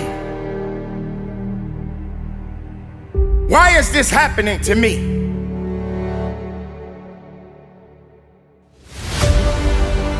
Everybody wants destiny. Everybody wants manifestation. Everybody wants fulfillment. Everybody wants the next level in the relationship and a higher quality of living. But nobody wants to eliminate distractions. Nobody wants to disappear for 3 months, 4 months, 6 months, and eliminate all distractions and get into a place where you can focus on just you. What if you could just shut out every distraction? What if you could just shut out the world for just a season and focus on you? Winning requires focus. Winning requires intention. Winning requires discipline. Success is the external reward of mastering your inner game. Are you in a position to quit? Or are you in a position to go harder? Are you in a position to go stronger? Are you willing to dig and go as far as you can in your life? Are you willing to suffer? Can you hide yourself in your books? Can you hide yourself in your closet? Can you hide yourself in the prayer rooms? Can you hide yourself?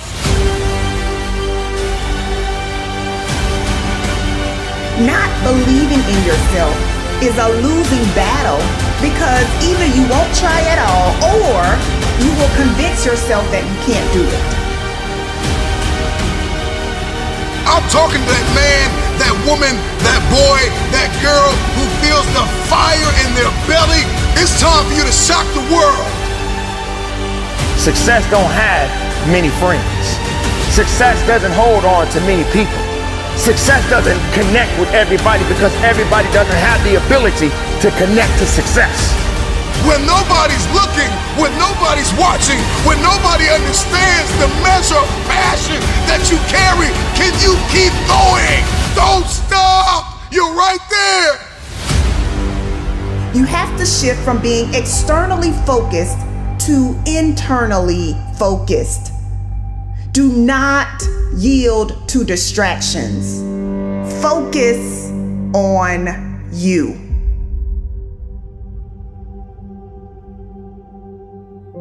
Why are you here? What is your destiny? One of the greatest tragedies in life is to live and not know why you're living. If you're walking on this earth today, prepare yourself for many battles ahead. And you're not gonna win every battle because every battle is not meant to be won. Sometimes you're gonna need to humble yourself. What do you believe about you? How do you talk to you about you? Take a moment to think about what you've been saying to yourself about yourself. The good news is that your mind will believe whatever you tell it. So make sure that you are speaking your desires and not your fears. You get to choose how your mind serves you. Sometimes you gotta delete the app. Sometimes you have to walk away. Sometimes you have to fall back into the dark room and focus on you.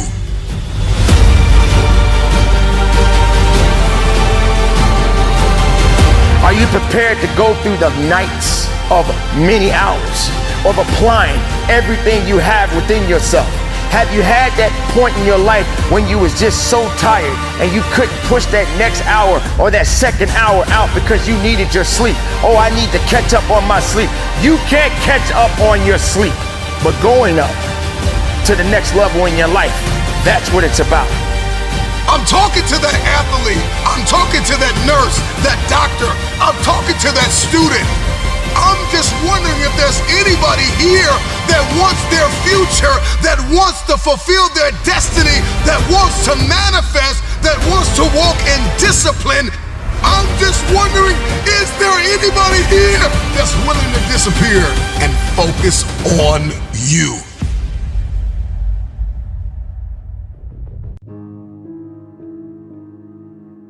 Wealthy people, first they get into stocks, then they start a business, and then they get real estate.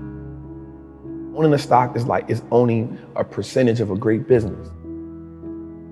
The people who aren't wealthy is because they don't own nothing. You only have your money sitting in cash. If your money is just sitting in cash, realistically, you're becoming poorer every day.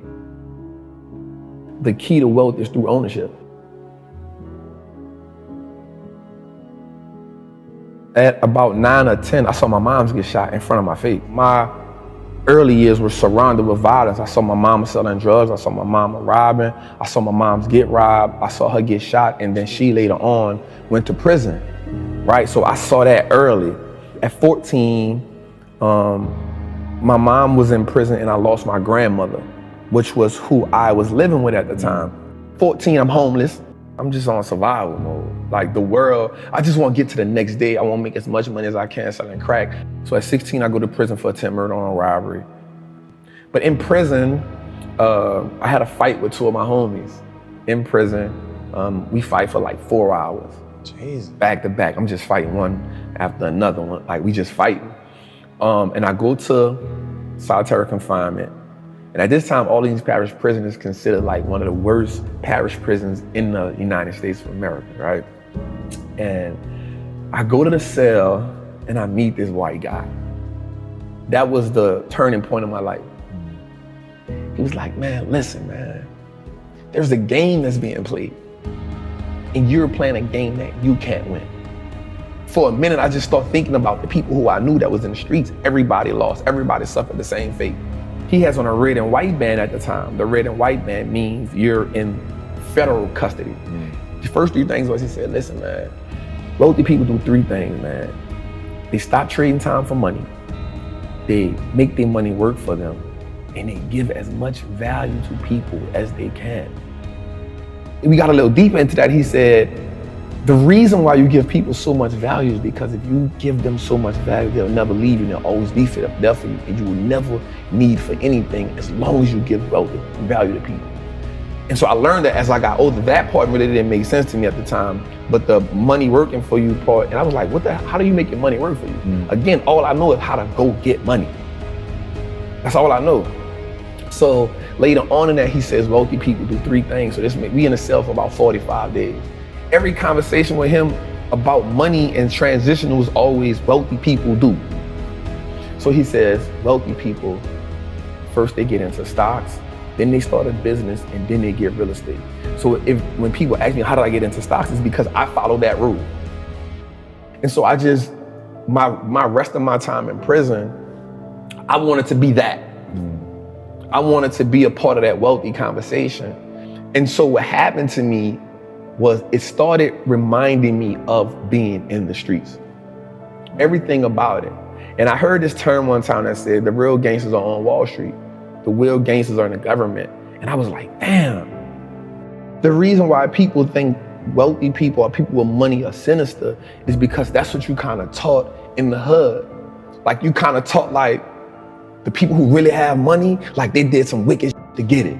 They did some backstabbing, cut, get it, and you'll never get that, right? And so that same mentality now happens on a lower level, right? The hustling, the dope dealing. So now you think like, yo, I gotta just do sinister shit to get money.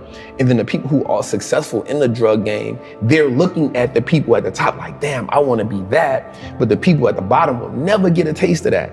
And so now we just kind of living off ambition. And so now the people who are in the middle who working, they're like, oh, them people with money, they all crooks. Because being at the bottom teaches you to envy people at the top. Right. It just happens. It's something that brews down there, right? It's kind of like when you cook. I don't know if you had gumbo before, right? But it's kind of when you cook food, right? The base goes to the bottom. And so most people live in that bottom, never knowing how they'll get up there, right? I remember, so when I was working in the inner cities, I remember having this moment where I was like, wait a second, this is not an intelligence problem. Intelligence is evenly distributed. Like I remember saying to my wife, the next Elon Musk is gonna be found somewhere in Compton. The problem is, he doesn't believe in himself. Yep. And so he's not gonna do anything. And so I became obsessed with this idea that generational poverty is not about money, it's about mindset. Now, it will manifest as money, but it is that, so I remember I had one kid come to me and I was the first person that told him, you can be successful. Like, why do you not think you can be successful? It didn't even make sense to me. And he was like, well, my mom always told me that the world didn't want to see people that look like me succeed. And I was like, I'm sorry, what? I'm like, even if your mom had good intentions, that is the worst advice ever, because if you think you can't be successful, that will govern the way that you move, right? So Kobe Bryant, people that have listened to me for a while have heard this quote 1,000 times, but boos don't block dunks. The world can hate you all they want, but if you're good enough, think about this. The best basketball players in the world were paid millions of dollars to stop Kobe Bryant from scoring, and the scored 81 points in a single game. 81 points. When you've got 5 people paid millions of dollars actively trying to stop you, and they can't because you've gotten that good. That to me is the game of money. People can not want you to succeed all they want, but if you out-invest them, they can't stop you. So if people are not encouraging you to read, you're not going to read. What happens is now, no one now believes that it's possible. Once you keep passing that down, you start accepting the lower level. And then there's a few of us or a few people who say, nah, I'm an outlier, yo. Like, I'm about to go for it. And then whatever happens, I'm with it. You feel me? So for me, again, one of the greatest things that happened to me was my mother telling me, like, the world is raw and you got to get how you live. But I also saw my grandmother be a legal entrepreneur. So I saw it from both worlds. So while I'm in prison, I pick up a habit of reading. That was the game changer for me. On the streets, I never had the opportunity to just sit down and read because I'm always trying to survive. In prison, there was no longer a survival mode there. I started hustling in prison. So I was working in the laundry. And so your clothes don't really get clean. So I found a hustle like, yo, I'll wash your clothes when we do it, but it's $5 or $25 a month. So that gave me a whole another set of money. And then I started being like a numbers dude. How Vegas have the numbers, the betting. I became a numbers guy. So I used to get up in the mornings and watch CNBC. So mind you, people in prison, they love to watch The Young and the Restless. And so I would have to get up before them to watch like Squawk Box, Jim Cramer. And I'd be like, damn, these motherfuckers get all this money and they not risking their life. Something gotta change for me. Like something gotta change. And so I just started listening to them every day and I started comparing it to the streets. A good business is just like a good hustler. A good business has great product. They have great clientele. A great hustler has a great product. He has consistent clientele. A good business on the stock market has what's called a moat, a competitive edge that keeps his competitors away. A good hustler on the street is gonna have that competitive edge where they be like, nah, yo, I ain't rocking with you. I'm gonna just wait till trap come back, right? So there's the competitive edge. A good business has a good branding moat, meaning my name is good, right? So a good hustler on the street, yo, Trap got that blue magic. I'm good on you. Like if I can't get Trap, I'm gonna just go Trap. But Trap got that blue magic, that's what I'm rocking with. Branding moat, right? That's it. A great business on the stock market has more assets, more liquidity than debt. A good hustler on the street is if you don't learn how to fund your business, if you're operating where all you have is re-up money, you're not gonna last long. So those components reminded me the same. On the stock market, in the world, if a company's paying tariffs, that's equivalent to a dude on the street going pay draft to go hustle in somebody's hood. Like you can't hustle over here unless you pay me draft. It's the same as a tariff. It's the same thing. Yeah. So once I broke the game down to a way that I can understand it, it wasn't about me just being brilliant. It was like, yo, how do I make the game winnable for me?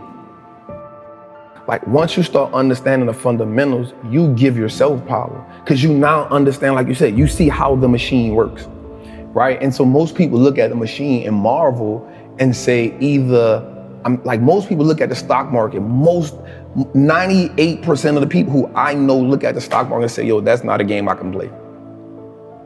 I'm staying away from it. And so the way it's set up is, the world is set up, well, listen, cool, I don't even want you to play it. Just give me your money, I'll play it for you. So when we look at like banks, like we understand that banks don't necessarily work in our favor, right? So banks only give us 0.05% interest on the money we have there. Well, we can get 8% just by putting our money in an index fund. So why would I just sit my money in a bank and let the bank make all the money? Because all they're gonna do is invest the money for you. So they now operating as the plug. They operate now as the man who, I'm gonna front you this, I'm gonna make my money, I'm gonna take the cut, I'm gonna give you just enough to keep coming back. I'm gonna go to the plug. Who is the plug? The stock market. The relationship with money in my community is you make money just enough to pay bills. And so once you get tired of paying bills, you say, you know what? I need to treat myself to something, right? No matter if I gotta go in debt, no matter if I need to treat myself to something to take this misery away. So you treat yourself to something that you can't afford at the time, right? But it makes you feel good in the moment. And so because it makes you feel good, you say, you know what? I'm living. This is a reprieve from everyday struggle. So that's the mindset comes in and say, everybody around me had the same problem. No one represented the solution. So if I don't change something, I'm only going to end up like everybody else I know. Somebody has the solution somewhere. There's too many people out here living the life of their dreams that I'm watching. They know something I don't know. And the only thing that they had was access to a different type of information. In 2010, this is after I'm home from prison now, right? I'm home from prison. I'm back in the streets hustling. Because even though I have the information, I don't have the money, right? And I'm like, well, I gotta get the money. My door gets kicked in 2010. They get 8 pounds of weed, $10,000. Yeah, by the cops. 8 pounds of weed, $10,000, a 223, a 40 with extended clip and a beam, and 100 X pills. So the cop tells me, you ain't learned your lesson. You ain't learned your lesson. And I was like, damn, that was some, right? Like, I got knowledge, I got information, but I still fell victim to the same shit that everybody around me knew. So therefore, the knowledge that I had wasn't powerful because it wasn't applied. So I was fortunate, God bless me.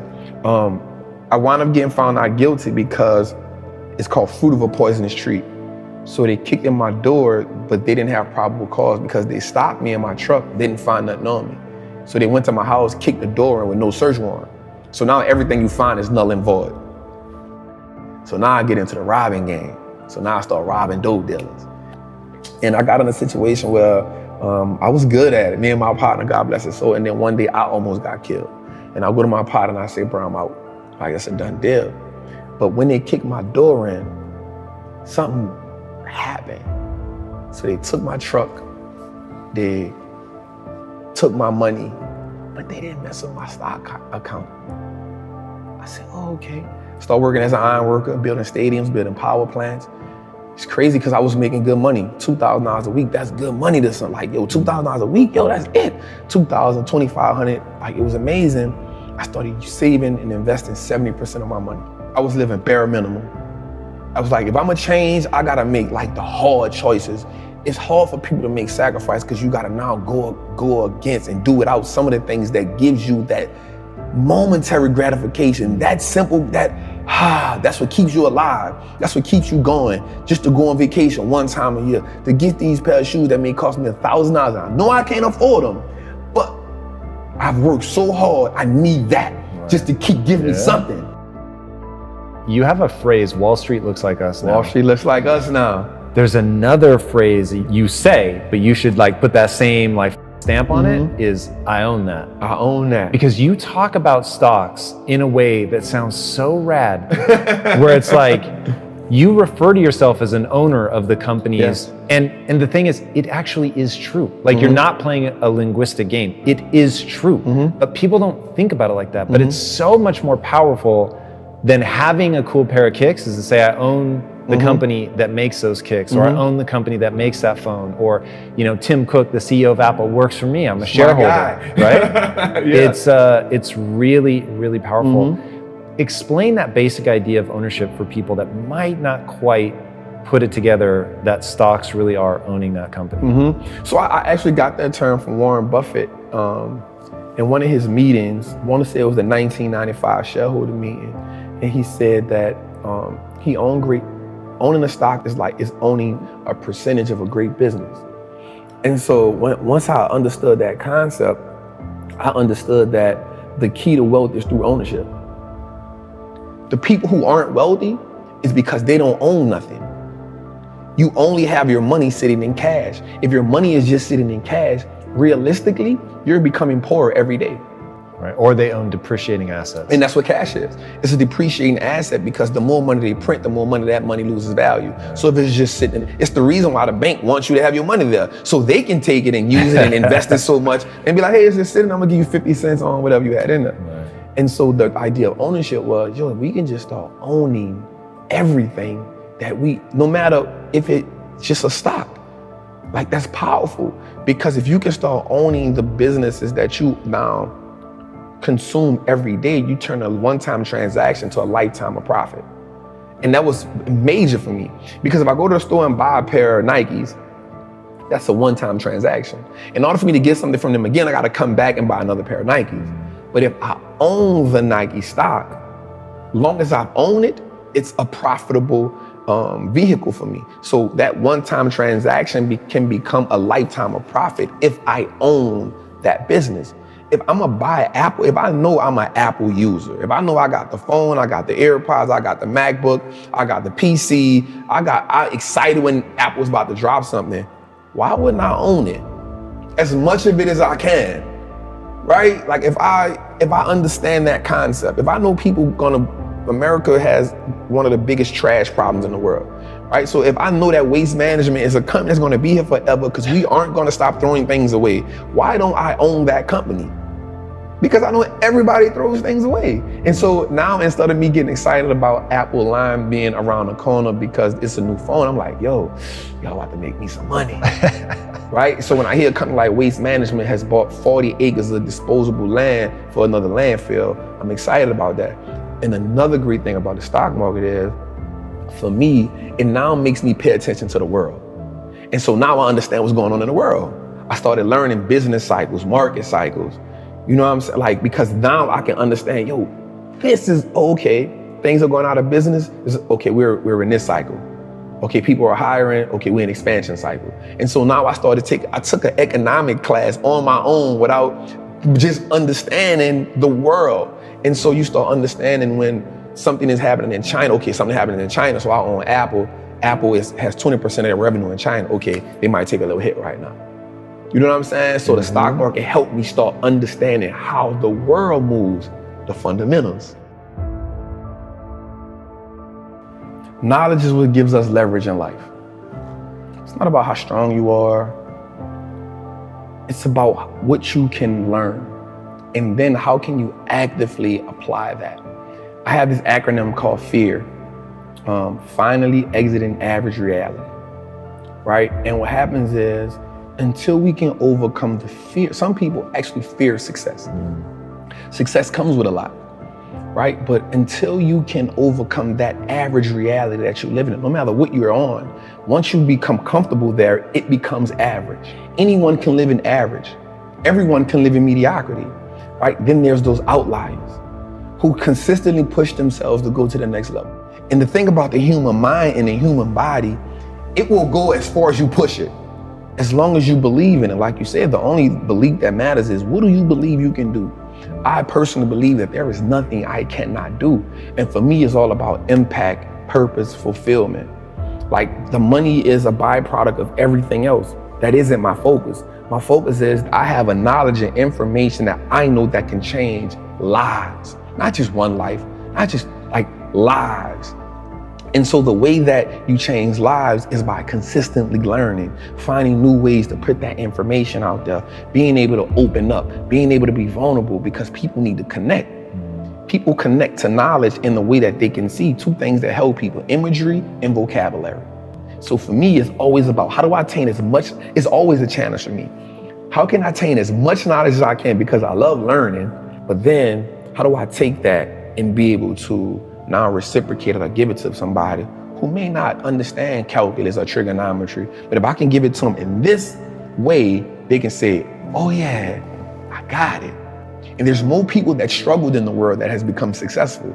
So struggle has to become a language that I struggle. So that's the language I'm great at. So if I can break down things into a struggle language, now I make it the game winnable for everybody. What do you say to people that don't think they have enough money to invest? So the important thing for me to tell them is, start where you are. You build a house brick by brick. If we look back at our situations, you see you inherited that, whatever it is, that poverty. You inherited that mindset, that idea of scarcity, that idea that you don't have enough money. You inherited that. Building wealth becomes a revolutionary act, because now you start saying, I'm gonna go against what I was taught, right? And so I say, by starting with $25. If you can do $25 a month, that's cool. If you can do $25 a week, that's cool. Because what happens is, once you start understanding the power of how your money works, you'll start saying, yo, I don't need to do that, because that's taken away from this. That 25 will now become $50. Guaranteed. That 50 will now become 100, because you're gonna start doing more with less. Invest in your first stock. It don't have to be a winner. It doesn't have to be a home run. It can be an AT&T stock that costs $26 right now. It may not be the best investment in the world, but you started. right? And the great thing about anything is you can't be great if you never go to practice. You can't hit 81 if you never get in the gym. So just get in the gym and then find somebody who can teach you. Be dedicated to understand the process. We have to understand the power in learning and being educated, man. Strength, leadership, power, authority, guidance, patience are God's gift to us as men. Hundreds of people give up on their goals on a daily basis. And it's usually because they realized quickly after starting their journeys that they're alone. Nobody's waking them up in the morning. Nobody's pushing them when they start to make excuses. And nobody's patting them on the back when they hit a milestone.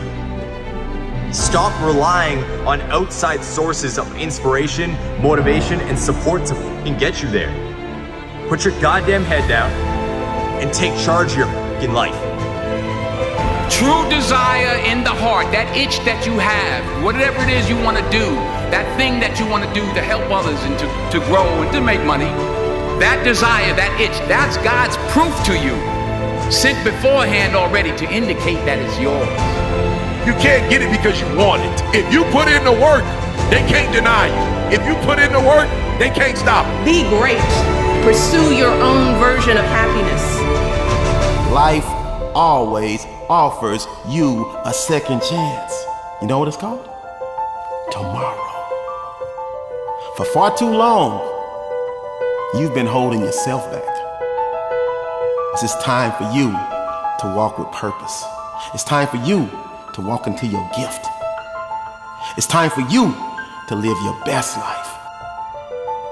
It's wrapped in your capacity, your ability to believe in a dream, even if nobody believes in you. To get something you never had, you have to do something you never did. If every time you go to better yourself, somebody hits you with a line like, "Why would you want to do that?" You need to find another fucking social circle. If I'm going to fall, I don't want to fall back on anything. I want to fall forward. Figure at least this way I'll see what I'm going to hit. We did not come this far to just break down and lose now. I'm a winner. I'm going to win. I'm telling you, the one thing you cannot get back is time. It is your greatest asset. I'd give somebody some of my money for a couple more years to be with my wife. Time is the greatest enemy. You think it is infidelity. The greatest enemy. You thinking it is finances. You thinking it is in-laws. You thinking that it's differences. No, no, no. It is time. We've got to learn how to steward our time. We got to learn to tend to it, guard it, keep it. I just want to make sure that the life we got left, that is sweeter than the life that if I would give up or if I wasn't focused and I wasn't doing what I was supposed to do. So when you've been with somebody since you're 16 years old and they got a chronic illness, don't you know it's easy for me to go drink? It's rough. My life, it ain't what it used to be before she got sick. Like while God is blessing her, she still got MS. I lost 5 ounces to cancer. You don't think I could have smoked some weed? You don't think when I'm going through that pressure, I couldn't have broke? But you talked about it, mental toughness. It is in those times we have to be stronger than we've ever been before. Why? Because they need us more than they ever needed us before. And you guys are blessed in that you are the 1%ers. Not many people want to be in your life who want the life that you have, and you got it, and you not taking it serious. Like, you know how many people would die to have this life? You know how many people would die to be on the field on Sunday? You know how many people would die to eat the way y'all eat? You know how many people would die to have the gear y'all got? You know how many people would die to get on these planes and travel the world? You know how many people would die to have your life? And you got it. It's your life. You got it. What you gonna do with it? You gotta be able to see it when it cannot be seen. You have to see it happening. You have to believe in the unseen. Because if you can't believe in it, you will never manifest it. But when you believe in it, you demand the universe to assist you in what you're doing. And if you can see it before everybody else can see it, then it's going to eventually come to you. Forget about January. Forget about February, forget about March, forget about April, forget about May, forget about June, forget about July, forget about August, forget about September. It's over. So forget about the past. Listen to me and make the rest of your life the best of your life. It's your boy E.T. I know you can do it. I believe you can do it. Now go out there, get up, get out, and go get something. Are you wasting your time or are you using your time wisely? You can replace money. You cannot get a year back.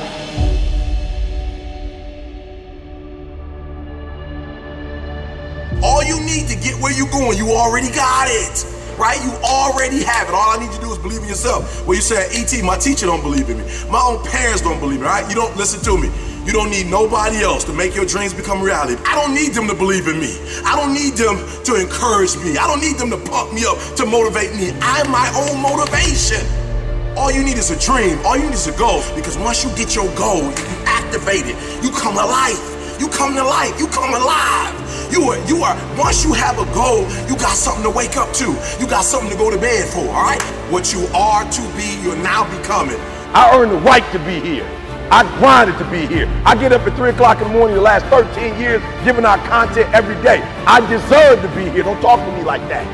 You understand what I'm trying to tell you? See, because I grind so hard, I work so hard, that when I get this opportunity, like, I don't play with it. I don't act like I deserve to be here. I think about my ancestors and what they went through, and that's why I'm here. So the first thing I need y'all to do is, and I know you sweet, but what I'm trying to tell you, this is different, baby. This ain't high school. This ain't college. Like, this ain't for funsies. Like, this somebody's lifestyle, and people going out there and getting it. And if something happens to you, I promise you, if something happened to you, as sweet as you are, you're gonna be what? Come on, you gotta talk back to me. You're gonna be what? Replace. Say it again. You're gonna be what? That ought to scare you. That ought to scare you. That alone ought to make you wake up every day and say, I cannot afford to be replaced. And you're running out of time. You don't know how much time you have. You keep telling yourself you got time and watch what happens. Now, on your mark, get set, go. You are running out of time. All right? I'm gonna say it again. You are running out of time. 2 weeks. My man told his grandfather, I'm graduating in 2 weeks later. Even before he literally marked his grandfather passed. Who's gonna pass in your life as you average? Who's not gonna see you blow up? Who's not gonna see you accomplish your goals? Who's not gonna be able to enjoy the fruits of your labor with you? Who put in why? Because you average. And one day you're gonna be great, but you think you got time. You think you got time. AET 3 years from now, 5 years from now. I'm telling you, you deserve to be great now. And not only do you deserve to be great, there's some people in your life.